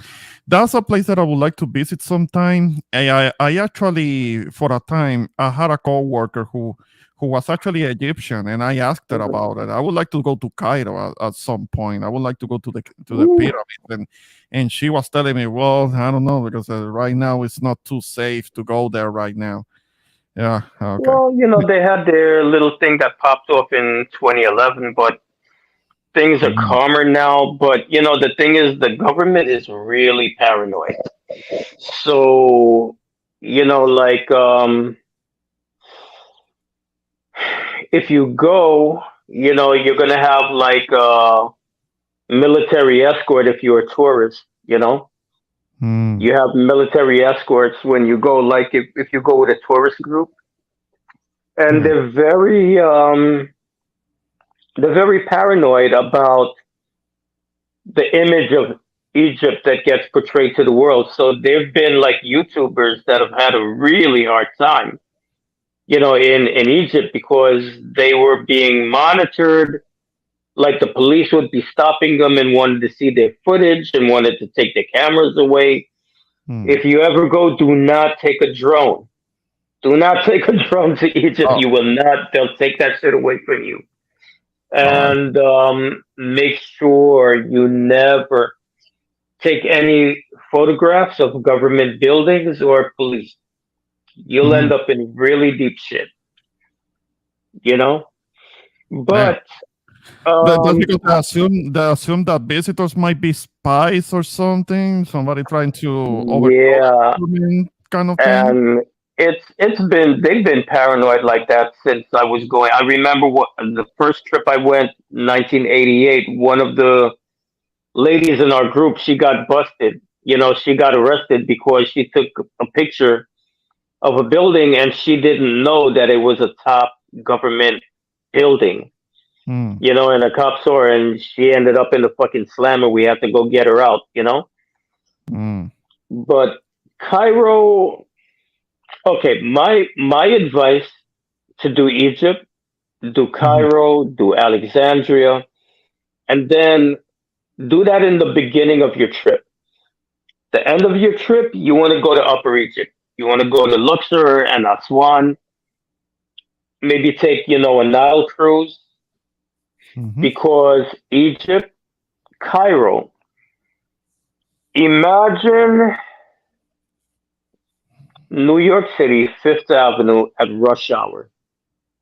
Hmm. Okay, I haven't been And to New now, York, so I can't say that I know how oh, it is like. But I can, I can, okay, I can imagine it being rush hour and being very difficult to move around. So if that's what you mean, okay. then yeah, I get the So picture. Mhm. imagine rush hour, but rush hour is 24/7. Oh, You know, the traffic is horrendous. It's extremely polluted. The city is in a really bad state of disrepair. It's very raggedy around the edges. hmm, However, it's got an excitement and intensity about it. If you're from the big city and you love that big city energy, hmm. they say New York is the city that never sleeps. Bullshit. Listen, people don't wake up in Cairo until the sun goes down. I mean, there's places in Cairo that if you want to buy shoes at 3 o'clock in the fucking morning, you can go buy shoes 3 o'clock in the morning. You can go shopping. Okay. Like Cairo is the city that doesn't fucking sleep. Mm, But it's very high intensity. It's very polluted. It's very crowded. Very hectic. Um, so if you like that hustle and bustle and that vibe, yeah, you'll love Cairo. For me, it grates on my nerves after a while. Like I can yeah. do 3 weeks tops, and then I want to kill somebody. Ah, You know. okay. Okay. I see. But yeah, Upper Egypt, Alexandria is not so bad, but still, it's a big crowded city. Hmm. But like going down south to Luxor and Aswan, it's beautiful. The air is clean. You can smell green things. The big problem down there is dealing with all the hustlers. It's like, they see the tourists and it's like you're walking ATM, man. And Oh, yeah, yeah. those That can guys, happen in many other places in the world where they assume oh, that you have a bunch of money and they're trying to sell you baby, something, that kind listen, of thing. Yeah. the ones that want to give you, they got the horse and buggies. They want to give, the horse and buggy ride. Mhm. Dude, they will stick to you like a booger on your finger and you cannot get rid of them. Oh, Like they are so fucking intense. Like that's the downside of those towns in Upper Egypt. Oh my yeah. God, it's like they will literally follow you all Mhm. around the goddamn city. like trying to wear you down to take a buggy ride. Okay, I see. It's really, really hard still. Oh my God. So it's easier if you're kind of ethnic looking, you can blend in more, you have an Mhm. easier time than if you're a blondie, you know? Oh, okay, okay. But Yeah, yeah, yeah. If one can blend in and look local, maybe they'll leave with somebody alone. Maybe I could get away with yeah, that because I have a natural tan, and yeah, I guess I could but pass for a little bit for Middle Eastern, so they wouldn't bother me yeah, too much. Yeah. not as much, but I mean, the last time I was there, I was with, some people who obviously couldn't pass. And so, oh, Jesus, man, it's like, man, they followed me all around the town. It's like they waited for me outside the hotel. I'm like, you're like, oh my God, will you leave me the fuck alone, Yeah, yeah, please? yeah. The stalkerish. They were Yeah, harassing they me. fucking Oh man. stalk you. They will fucking stalk you. But I'll say this, like Egypt, you want to do a few trips there because you're not going to be able to see everything in one trip. Of course not. But Of course when not. you get to the point where you've seen all the attractions, you've done all of that, Egypt is not the kind of place that you want to go just to be there. It's not the kind of place you go if you don't have any reason to be there. And once you've seen all the tourist sites, there really isn't any reason to go there if you don't have friends or family or some kind of business to do. So the last time I was in Egypt, it really burnt me out.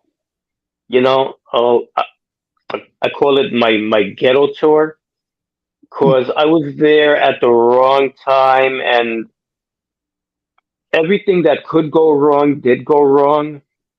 And I ended up in Cairo for no fucking good reason. And I'm like, why the fuck am I here?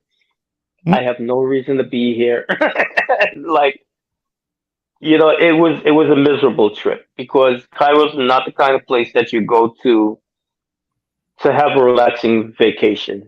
You Oh, know, I'm sure. I'm sure it's not. like Can if imagine. you if you've seen all of the attractions and all of the tourist sites, there's really no place to go. There's really no reason to be there. So it's not like Paris or some other city like that. You can go and just enjoy the but it's intense. It's really intense. Hey, Radical, if you like, I'll put down the link. Maybe you want to come up and argue a little bit. Shout out to Rad. Shout out to my boy Yeah, Truth. yeah. Also, Yo, what's Hakeem, up, maybe man? you wanted to say hello, and you had a question for Truth because he's teaching us here. He's actually been to Egypt, so he's the one more qualified to speak on it. Yeah, That's right. and Truth, man, where you been at, man? We need your logic in these YouTube streets, man. You're not Oh around. man. Truth. Listen, I'm planning. I already dropped one video about the whole Cleopatra thing. I'm gonna do a whole series of I want to do some reactions to other people's videos too. But I'm busy getting my life together. Really, is what it was and what it That's is, and you know, especially mentally, man. It's like 2020, 2021. Like, well, you all know, I lost my fucking mind. So I'm getting it No, back together yeah, and yeah, getting yeah. life back on track. don't No, feel I bad. So mean, I can understand it to a degree. I mean, I've had my own personal loss that I'm having to recover from. yeah. So I got you there. I got what you're saying. So I want to be my best, because if I'm gonna go and make videos about, hot topics like this, I got to do it in such a way that I'm doing more good than harm. Radical, you know what, Rad? I can find out where you live. You know, It's not that hard, dude. I can find out where the fuck you live. I'm just saying. Oh my god, that used to be somebody's baby once.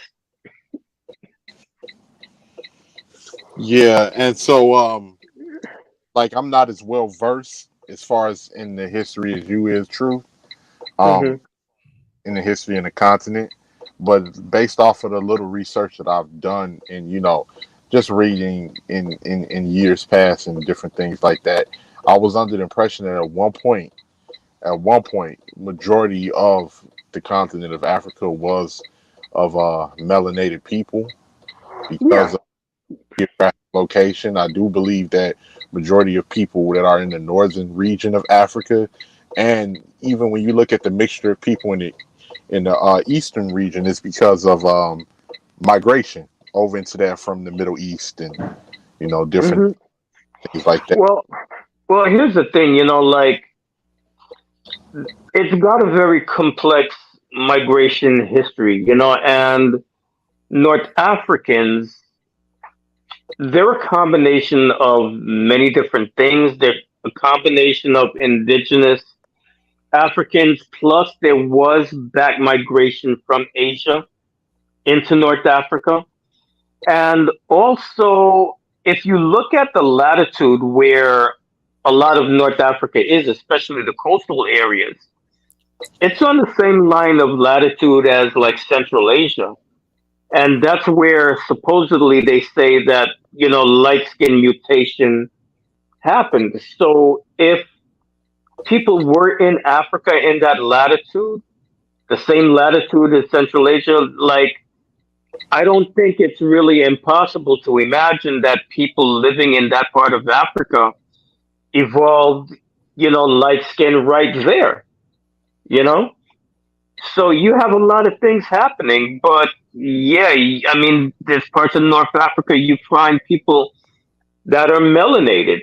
So generally, the rule of thumb in a lot of these countries is that the further south you go in North Africa, the darker the people get because they're closer to the tropics, Yeah, and but So, how many of those people that are darker were that was like the main group within that country before the country was Arabized? Because a lot of those countries, it's obvious that during the days in the Ottoman Empire and mhm. Turkey was the ones that Arabized a lot of the Middle East because the Middle East was primarily Christian.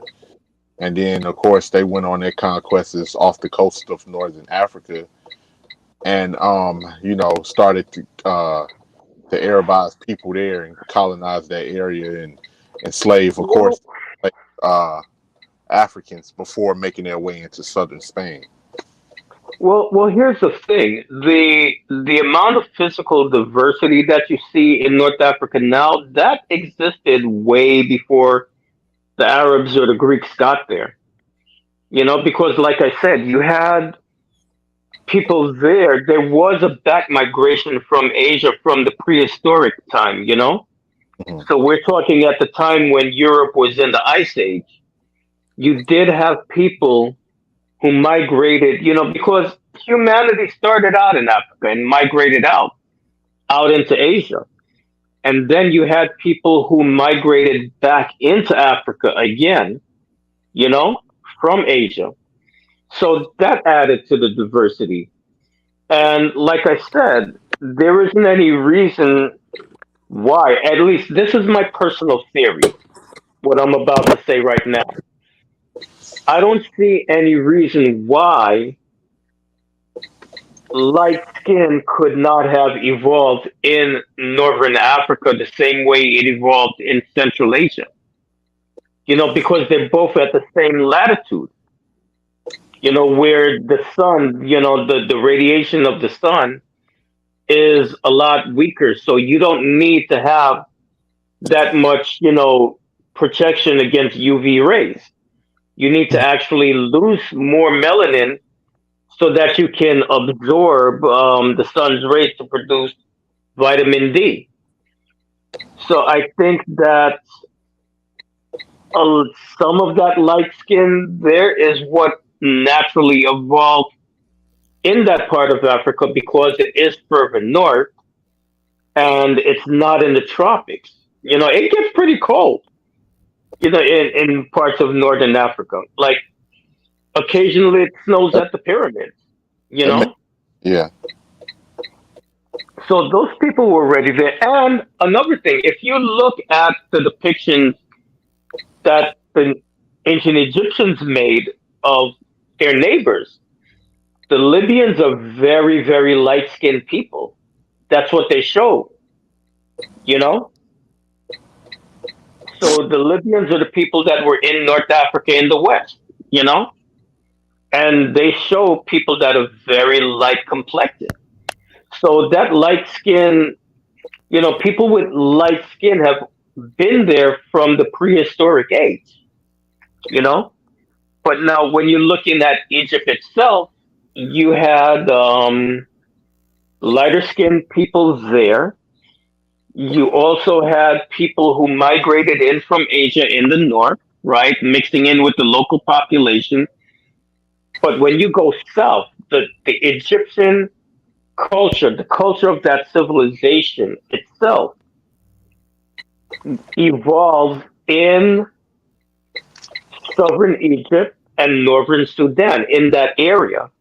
And you go there and you look at those people, man, those people are melanated. So even in Egypt today, half the population is melanated. And not even that, but even when you look at the light skinned people, a lot of them got afro textured hair. You see a lot of afros running around. They'll be really, really light skinned. Some of them will have flaming red hair. So you'll see people with really pale skin with a flaming red afro. You know, real afro textured hair. A lot of Egyptians have afro textured hair. So you can't separate it and say, oh, well, this one, that. No, because some of those people that you see light skin and you calling them an Arab, and then you look at the rest of their family, they look like a bunch of Ethiopians, but they're the same family. Like, okay, I'll tell you what. If you got your computer in front of you right now, Google search Anwar Sadat, take a good look at him, and then I want you to Google Atef Sadat, Atef, Sadat. That's Sadat's brother, and take a look at him. They are as different as night and day, but they got the same mother, the same father. Well, that's something that can happen like with us. That Yeah, there are couples that could have same father, same mother, but the kids can come out of different One complexions. I dark. remember back when I was a kid. exactly. When I was not a kid, I was already like 20 years old. I was working at this place, and I had a coworker, and her sisters came by to visit her, and all Mhm. three of them real pretty, but the complexions were different. One had skin whiter than me. She was whiter than me. The other, the one that worked with me, she had more of a natural tan, kind of like what I have, what you see me having. And the third sister was actually dark skin, and Yeah, they all had like the same face, and different. They had the same mother, same father, but they have different complexions. So yeah. yeah, that can happen. So this is the thing, man. This concept of race and color and that we have was created by colonial Europeans to fit Hmm. their agenda, and it doesn't match up with what exists in real life. Another one you want to Google search, like this dude, he's like the top celebrity in Egypt right now. His name is Mohammed Ramadan. And his father is from Upper Egypt. Actually, he's from Upper Egypt. And dude is obviously a melanated. He's an African. You look at him, dude. He looks like But a fucking African, man. No okay, doubt about I it. got a quick question. Yeah. I got a quick question. Um, okay, yeah, like I definitely understand what you're saying with the Europeans and the concept of race here due to the Atlantic slave trade. But what about how blacks are treated in Northern Africa and the Oh, way that well, blacks are treated? listen. Anywhere where there was African slavery, you're gonna have racism and colorism. So the same bullshit that we got going on in the African American community, the same bullshit we got going on in the Caribbean and in Latin America, that exists in Egypt too. Yeah, I You noticed know, that. Yeah, I mean, because I only say that because you have some people that say, oh, that's just an American thing, but no. In no, reality, that's anywhere no. that been And slavery. And the I feel like Islamic, that's a tactic that a lot of people yeah. try to use. And the thing is that the Islamic slave trade was older and lasted longer than the Atlantic slave trade. So yeah, Technically, in some cases, it still exists. In some cases, it well, kind of still exists. As yeah. I mean, it's kind of more of a Saudi Arabia didn't abolish that shit until 1960.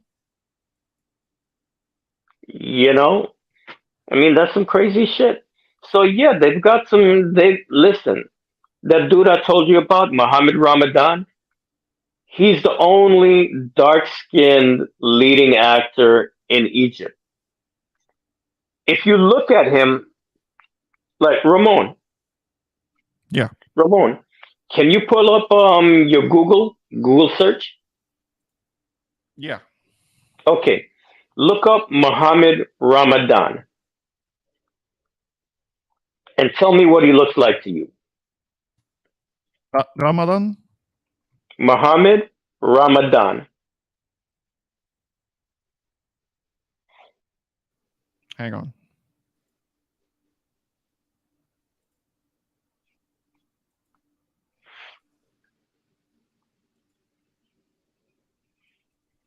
Okay, I have images here.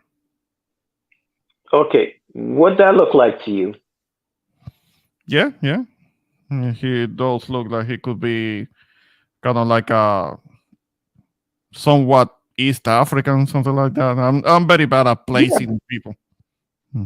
Now look up Mohammed Ramadan's father. Just put that in, Mohammed Ramadan father.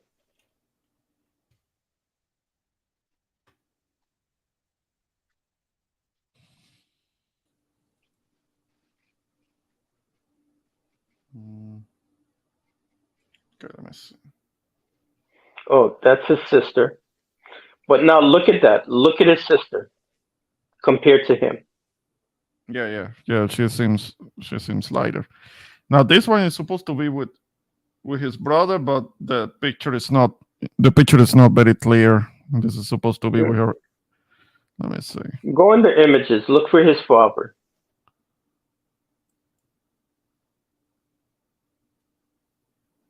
Mm,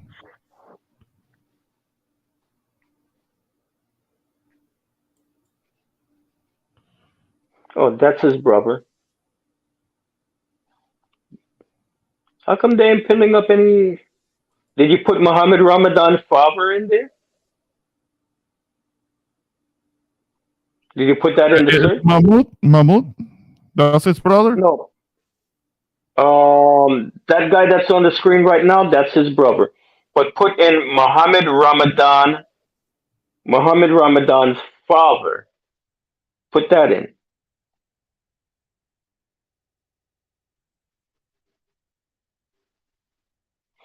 Okay, there you go. That's him, and that's his dad. Yeah, okay. Okay. Okay. Does Well, that that look like an that Italian to you? that could be many Puerto Rican guys. Yeah, right.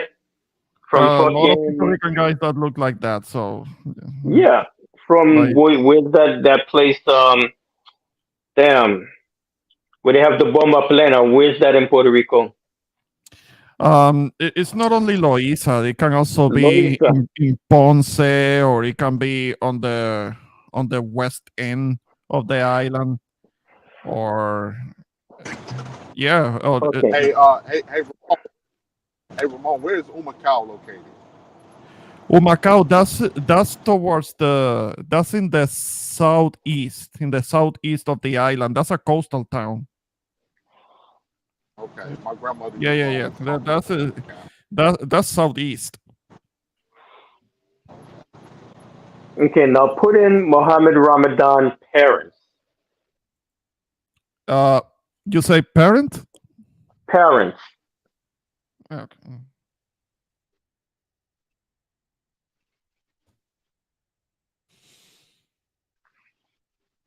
Because I'm only seeing. I don't know if this is. Oh, okay. There, left. Okay, you see the lady with the headscarf? Uh-huh. You see the picture? He's kissing his father's hand, Yeah. and you see the lady beside him. Mm-hmm. That's his mom. Let me see if I can zoom in.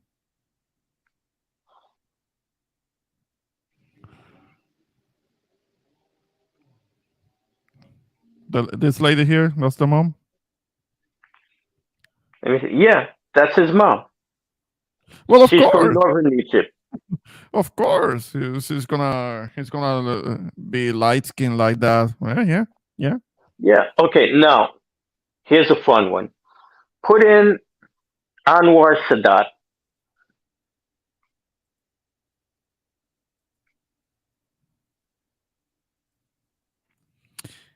Anwar. Yeah, Anwar. Spell it the same way it sounds. Anwar Sadat.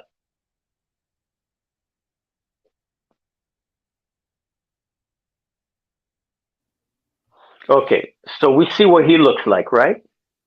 Mm-hmm. Having a Okay. like East African look to him. Yeah. Okay. Now put in Atef Sadat. Atef Sadat.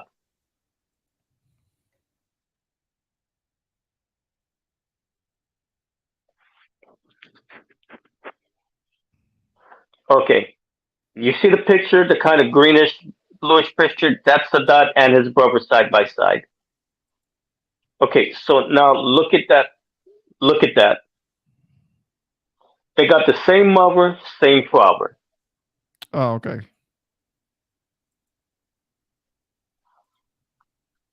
So this is Yeah, what I'm telling yeah, you, yeah, man. yeah. Yeah, yeah. They look very different from each other. So people will look at Atef and say, he's a fucking Arab invader. He's not Egyptian. They'll look at Sadat. He's a real Egyptian. He's a real ancient Egyptian. They got the same mother and same father. So there's a, yeah, Sadat is black. So then is his brother black too? You Yeah, yeah, know? And if you're gonna say no, he's not black, then this whole shit about race and racial classification is bullshit. Because how can you have two siblings with the same parents, but they belong to different races? yeah, So our whole idea, the reason why we have all of this controversy, Egyptian race controversy and all of this shit, is because it's predicated on a notion that is based on bullshit to begin with. You know? Mm-hmm. So the people that are there in Egypt now, they are the descendants of the ancient Egyptians. And yes, a lot of them are mixed because everybody and their mother came through Egypt. But just because you're mixed does not erase your ancestry. Now, as far as But Cleopatra here's was the thing. concerned, what But happened? here's the thing with that. Here's the thing. Like I understand exactly where you're coming from, but what, like for instance, like you said, it's a stupid concept. And don't get me wrong, I think we all agree. But what happens when a majority of the people take on the practice of that concept, and that concept becomes their belief system? Then it becomes a That's reality, the problem. right? That's the problem. So it And it's becomes hard a to reality. reverse people's mindset. Exactly, that's the thing. So it becomes a reality for them, but their reality is an illusion. But it's an Yeah, I mean, illusion because that they believe in. the perfect example, like for instance, the perfect example. Let's take for in the United States, Haiti, right? Hmm. During you know during slavery in the United States and Haiti, it was now it's obvious that you would have people of mixed ancestry who would like come from the slave owner and a slave woman and different things like that. But Yeah, a lot of the times, some of those people of mixed ancestry would take on the identity of the slave owner, absolutely. And that's and the problem that we have. and look down on people. So sometimes it really don't matter if Absolutely. they have mixed ancestry if it's a detriment to half of their genetic makeup. Absolutely. And that's the problem that we have in the world right now is that everywhere, to answer your question about, is there that kind of thing in North Africa? Absolutely, it does exist, and we can't deny it because everywhere where there was African slavery, that mentality exists, and you have people who have internalized the racism, the racist attitude, and that's why we have colorism. That's why that dude I just showed you, Muhammad Ramadan, even though half the population of Egypt looks like him, he's the only dark-skinned leading male actor in Egypt. And before him, there was one. There was only one. God, what was his name? What was his name? I can't remember his name right now. I'm tired. But everyone else, it's like they try to approximate the European aesthetic as close as they can. Hmm. So we're all fucked in the head. But you see, most But people it's are like, not deep thinkers. yeah, So that's we the thing. I internalize it and we definitely don't challenge it. was, and it's another thing based off of what I've read in parts of Northern Africa and the Middle East. Like the Arabs identify as whites; they're considered the whites over there, where they even identify as being white. A lot, Yeah, in some places. it's just yeah. So like that's that concept. Like you said, I agree. A lot of people are fucked in the head, but like Yeah. it seems like black people are on the losing end of that, of Well, people being not mentally prepared, being people because most like you say, most people are not deep thinkers. They just go with whatever concept that's being well, created for their time and they adapt to that mindset. it is, but the thing is, it's complicated, right? Because over there, they will use terms like black and white, but it doesn't really mean the same thing that it does in the United States. Like, if somebody calls you black or white, they're describing your skin tone, right? So if you are light skinned or you have a certain complexion, they wouldn't consider you to be black. So you'll hear people making statements like, well, my sister's black, but I'm white. Which in the United States, a statement like that makes no fucking sense, right? But what they're really saying is that I'm light, my sister's dark, you You know? think you think it can depend on regionally? Because I know in Sudan, oh man, they say like the practices of racism against the Southern Sudanese, the Oh, yeah, Dinkas that's and real. different people like That's that real. versus. And the funny thing is, a lot of the Northern Sudanese is obvious that they're Black Arabs, or if they do have Arab ancestry, is down the line. A lot of Yeah, them, and then a you lot of know, them, and you know how fucked up it is. So they're talking shit about the Southern Sudanese who are like, like Dinka, that are really, really dark, right? And then those Northern Sudanese, they go to the Persian Gulf, they go to Saudi Arabia, they go to Lebanon, and they get called nigger. hmm You know what I yeah, mean? oh So yeah, yeah, yeah, exactly, exactly. it's And fucked that's up. So yeah, so they I do all saw, that I saw, traveling only to get called a racial slur. Dito. Yeah. yeah, I mean, I because remember I had a they friend. don't look at them as they don't look at them as Arabs. They don't look at them as real No. Arabs. Just like the Arabs, like a lot of Arabs don't look at Indian Muslims as real Muslims.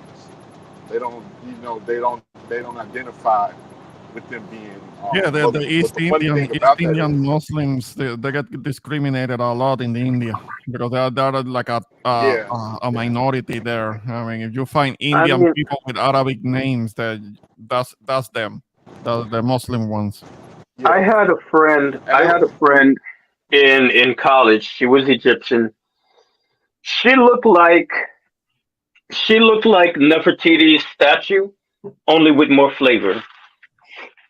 Hmm. She had, that same kind of, light brown skin with the almond shaped eyes, and I mean, she was fucking gorgeous. She goes, she had a boyfriend, and he was Sudanese, and Cairo people would be making fun of her. They would be, oh, look at the black olive with the feta cheese. They'd be making fun of him. They'd be making fun of her for being with him. They broke up, and she went to Lebanon. And in Lebanon, they were calling her a monkey. They were like, look at the monkey, look at the black monkey. So, it's like that mentality of colorism. It's like, we see somebody and in our context, we consider them light skinned. But in another context, they're the darkest people in the bunch. And so they get shitted on. Hmm. yeah, and that's like I saw a video of this girl. They said like it was this girl. She was of Sudanese descent, Northern Sudanese, and she had grew up in America. And she had went to I think she went to a white school, so she faced it like discrimination and different things like that. And she was like, that's when I first started realizing that I was black because her dad worked here in the United States, and she said her dad told her when they got here is like I think they was like 13 or 14. They was 13, just start getting ready to go to high school. Her dad was like, listen, in our country in Northern Sudanese, we are Arab, but here in America we are black, and we're considered Hmm. black. No, but the thing is that Said that to but the Faja. thing is that somebody can be both. They can be considered both. Maybe racially, they are of like Yeah, unmistakably darker, African descent, but they can but be Arab yeah, but culturally. culturally, Yeah, yeah, culturally. they can Exactly. That's what it is. So you see, that's the mistake that people are making when they're looking at modern Egyptians and they call them they're Arab, kind of by culture, but then again, you still have a lot of Christians in Egypt, and Mhm. they do not consider themselves Arab in any stretch of the imagination because to them, Arab means Muslim. So yeah, they speak Arabic, but they're not. They don't consider right. themselves Arab because they are not Muslim. You're And breaking up. You're even breaking up a little bit. oh, can you hear me? Can you Yeah, hear me now? yeah. Yeah, so I was saying, like Coptic Christians in Egypt, they do not consider themselves Arab at all because to them, Arab means Muslim, Hmm. and they are Hey, truth. not Muslim. Hey, Yeah, truth. I what's up? just wanted to throw in something else real quick. Just like Hmm. over in Somalia too. Now we all know for Somalians to be discriminated against in the Arab world, but they Oh have a yeah. degree of discrimination within Somalia as well, where people with more West African features. They say Hmm. that they migrated into Somalia and they're called the Somalian Bantus, Yes, and they kind of and they look absolutely. down and they look down on them, and they say those are the blacks of the group. They're the Somalian Bantus. And I saw what I forgot what video it was, but it was this lady that was describing her aunt or somebody. It was like her aunt who came from she had some type of rank in Somalia, and she went somewhere else, and they called her a nigger, and she Yeah. said, and the aunt said that the aunt was taken aback, was like, "Oh no, I'm not a nigger. Those are slaves, baby, and we own slaves in Somalia."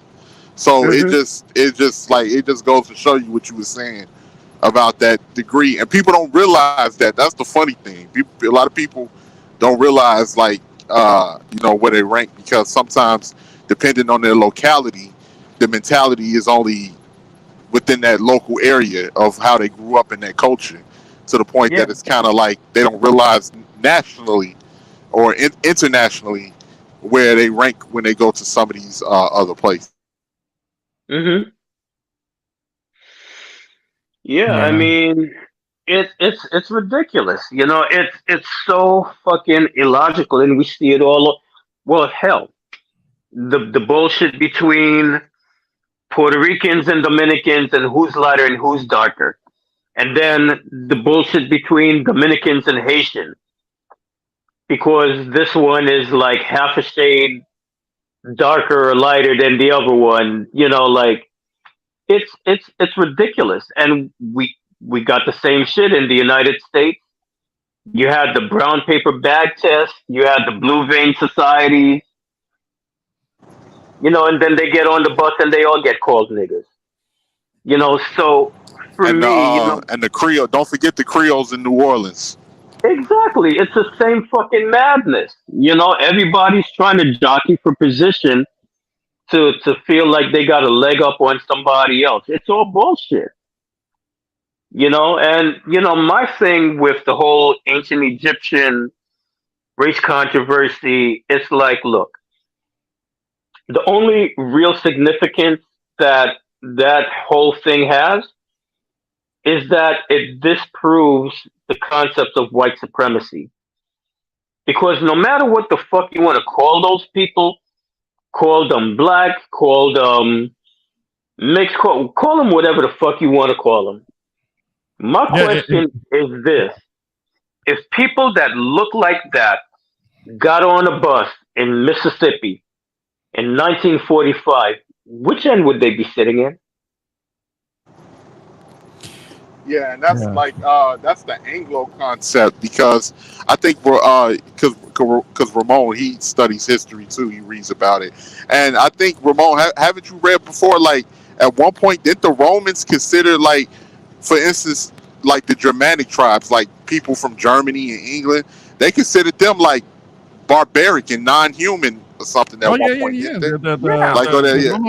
The Romans will go to war with them, and they were kind of like they were considered by them to be more barbaric, and They were yeah, a bunch of The savages in ancient there. Romans will Yeah. go to war with them. Hmm. They considered they were like they weren't even sure that they were fucking human. Yeah, You know? they saw them as being more animalistic. Rakim, you were saying about Louisiana, the Creoles.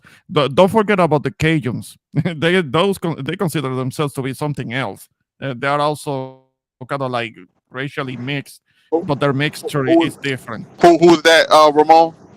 The Who was that Cajuns. again? What group would you say? Oh yeah, yeah, the Cajuns. Yeah, the Cajuns. Um, a lot of them descend from Acadia, Canada. Yeah. A lot of them was the French of Acadia, Canada. Which, like, once the British took over, they expelled them because they wanted to, I guess, uh, Anglonize the area a little bit more. So they expelled them in the course, just like no difference from the uprisings in Haiti. What happened? The slave owners of Haiti went to another French colony, which was Mhm. Louisiana. So I guess that was the place for the Acadians to go to, another French colony, which was Louisiana. And when they first came across them, I guess with their southern dialect and everything, they couldn't pronounce their name right, so they would call them Cajuns. But they was like, "Oh, aren't y'all those, like, Cajuns?" They was probably like, "No, we're the Acadians." Like, "Oh yeah, Cajuns, yeah, whatever, Acadian, yeah, okay, yeah, the Cajuns." So that's, as time went on, that's how they developed that name, Cajun, and Mhm. they lived into the swamps and everything. And it's crazy because Louisiana is a mixture of Spanish, French, and I think they still got one small town there where it's mostly of people of Spanish ancestry. I saw a documentary on it, And of course, we know the history of jambalaya, which it was Mhm. created from paella, and or them trying to make Ah, paella and paella. Yeah, yeah, I different know things paella. like that. Yeah. Mhm. So No, no, so I have been to New Orleans, and there are parts where the signs, the street signs, and the arms square is actually called Plaza de Armas in all Spanish. I mean, so there are places where they still the signs of a street. It has words in all Spanish. I saw that when I was there, and you will see like a manhole. Oh, you will see like like a manhole on the street that it will have writing in French, Spanish, and English, or because there is that heritage there. It seems that we lost truth. I yeah, mean, I'm gonna I have was to about to. I'm gonna I have was to Mhm. I was going to say, Ramon, I'm going to have to get off too because my phone's about to die. But before I go, I was going to say, and because like also the racial concept down in Louisiana, with it being French and Spanish territories, was kind of the same in parts of Latin America until the United States took over. And once they took over, they implemented the one drop rule that cost a lot of Creoles and different people their power. Actually, the person that started, I can't think of his name. I think his last name was Vesey or something like that. But Mhm. he started the I guess like wanted to do a civil rights movement in Louisiana because previously under old colonial French law or the colonial Spanish law, he was considered mixed, and he thought he was better than black people until the United States implemented the one drop rule, and he was taken aback when they told him he had to sit in the back of the bus, that he can no Mm. longer he had to sit in the back of the bus with the um rest of the blacks, which Yeah, yeah, he must have really he was felt not that feeling that at he all. was went backwards by becoming part of the union because since it was a province that belonged to someone else. Let me bring back truth. Yeah. Yeah, I'm gonna let my phone charge up, guys. If you guys still on when I come back, I'll hop on. But I'm gonna let my phone charge for a little bit. I gotta well, All right, man. head out. yeah. Let's see. Let's see. But most likely, I'm gonna be stepping out because I do have to get up in a few hours. So actually, Yeah, what I wanted to do is kind of like my start AirPods are taking dying. kind of like taking final remarks and whatever else. Of course, Truth wanted to finish off Okay. saying. Yeah, yeah, yeah. Yo, first Okay. before I want to give Daniel Valencia a big up, man, because he's got a lot of knowledge. He should be like participating. Shout out to Daniel Valencia Yeah, because yeah, yeah. he comes That with is the logic. guy. He comes with logic on a lot of the chats, man. Shout out to Daniel. He comes with logic on a lot of the chats. When there be a bunch of idiots in the chat, he's like one of the only people of logical sound mind. So Yes, I got to take yes. out. I got to check out, fellas. Shout out to y'all. Shout out to my boy Ramon, the introvert Boricua, once again for allowing me on this platform. And you guys take All right. Cool, cool. Yes, I know that your battery was dying. So, all right, all right. You take it easy out there if you can hear me. All right. And Truth, first I want to say I appreciate you coming up because I didn't know that you have been in Egypt, and definitely you're coming with knowledge. You haven't been a natural teacher, and your input has been very valuable. So I appreciate you coming up and hitting the link up so you could share your Yeah, perspective on the subject. But my pleasure. I'm about to end the broadcast. If there were any last thoughts, any last remarks that you wanted to No, mention? no, no. I just saw the topic, and like it it it, it does bug me. Like the whole Netflix thing because I'm a history teacher. I'm an educator, or I was a history teacher and an educator. And it look, they're not doing us any favors by doing this shit. Like this whole race swapping thing Mhm. that they want to do. It's like, dude, I would much rather instead of you taking a white character and then swapping them out with a Yeah. black person, why couldn't you just make an original story featuring Could a have black done that. person? They could have done that when it came to the whole thing with the Little Mermaid. You know that the Little Yeah, Mermaid are making the live action of it, and they cast a black actress to play the mermaid. The thing is that that was lazy race swapping. You know this through that if they had wanted to do a story, a movie about a black siren, a black mermaid, that they could actually do the research and come up with yeah, they a could have come up with something. African mythology that involves mermaids. That is Yeah. it. That is Or a they thing. now they want to make a black Superman. Like, why couldn't you just make a superhero who is black? Well, You I know, mean, Black Panther proved that it could succeed. it could It succeed. So done, then, it done. yeah, like, Mhm. what excuse do you have to not do it then? No, I can understand the whole thing about the Black Superman because if you look at the comics, there is a different character with a different name and a different um a different story that comes from Krypton but came to Earth under different circumstances.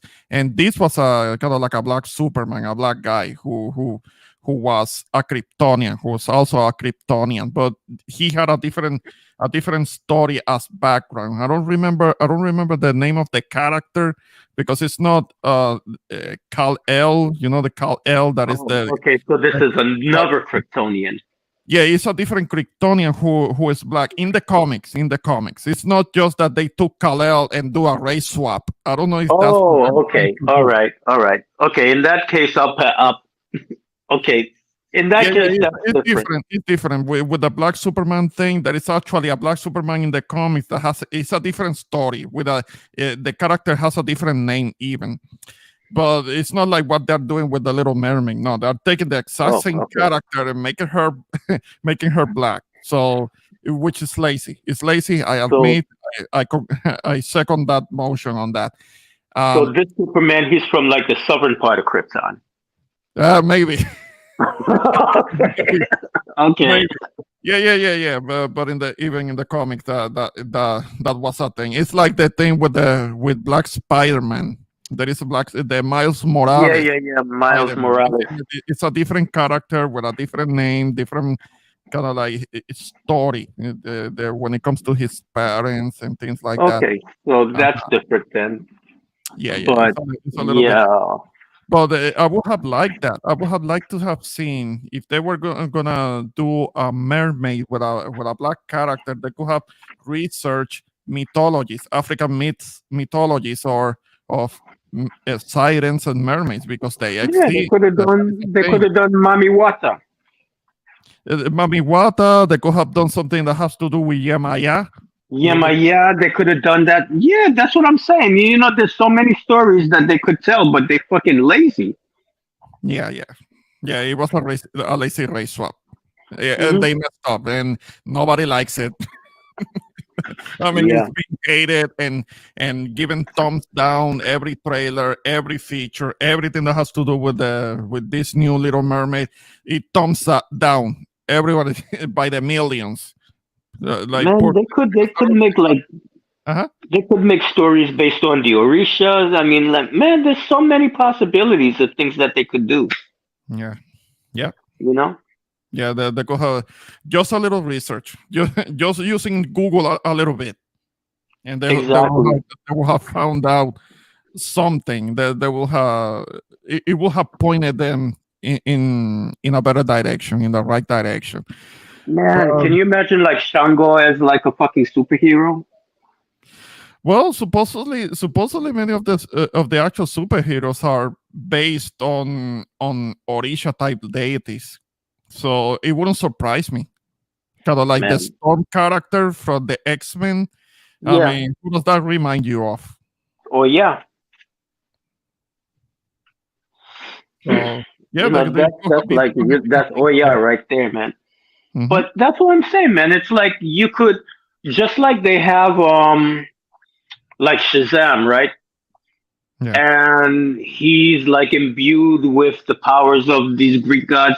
You could do a similar storyline as somebody, like they're imbued with the power of the Orisha, and they become that Orisha when, there's a time of trouble or whatever. I Yeah. mean, come on, man. There's so many interesting stories that they could make, but they just take the lazy way out and then end up just recycling like how many fucking Friday the 13th are they gonna have, or Jurassic Park? How many times you gonna do that over and over again, man? Yeah. Or Batman movies. I mean, Warner Brothers cannot make movies with other DC characters. They can only make Batman movies. There is a Right? new movie that is about the Flash, but it has two Batmans in it. I mean, so Really? what's the movie about? The Flash or Batman? Oh, for Because fuck's they sake. even have the old Michael Keaton Batman from 1989. That same Batman. They're bring him back because they Oh my can't make God. movies that are not about Batman. I mean, it's supposed to be about the Flash, that new movie that is coming out. But no, they have the Ben Affleck Batman and the Michael Keaton Batman. Like, okay, and of course they gender swapped Superman because it's a female Superman. Well, there is Supergirl, but No, nobody but does a that's the thing. movie about her. I don't think it's Supergirl. It's like Superwoman because this Superwoman is kind of like a little bit masculine looking. So they No. gave her the same uniform. So it's not So looking don't tell me feminine she's and cute. So it's like the suit. It's like the suit, like with the male, like the actual Superman. They gave her the same suit with a short haircut to make her look and kind of like more masculine. Mhm. and she's probably Jewish and handicapped too, right? Just look, get all the inclusion in there. Not handicap, not handicap, but maybe Jewish. She does look like she could be Jewish. Oh yeah, maybe Oh my God. Yeah, we gotta hit all the boxes, right? So yeah. she's a lesbian, she's Jewish. What else? Yeah, she might be Jewish because she does look like she could be Jewish, and she could be lesbian because of the masculine appearance and the short haircut. And her mother's black. let's just get all let's get everything in there. I don't know. Yeah. Throw everything against the wall and see what sticks. Man, true. I mean, I would love to keep talking with you here, but I do have to end Yeah, the no. broadcast, and I appreciate you coming up. And I'm looking forward to the next one where maybe I can talk about race again or bring something from history again and have you join in and bring your knowledge. Yeah, man. Thanks a lot. All right. Talk to Thanks you for later, coming man. up. Yeah, you Peace have a out. good one, man. Bye.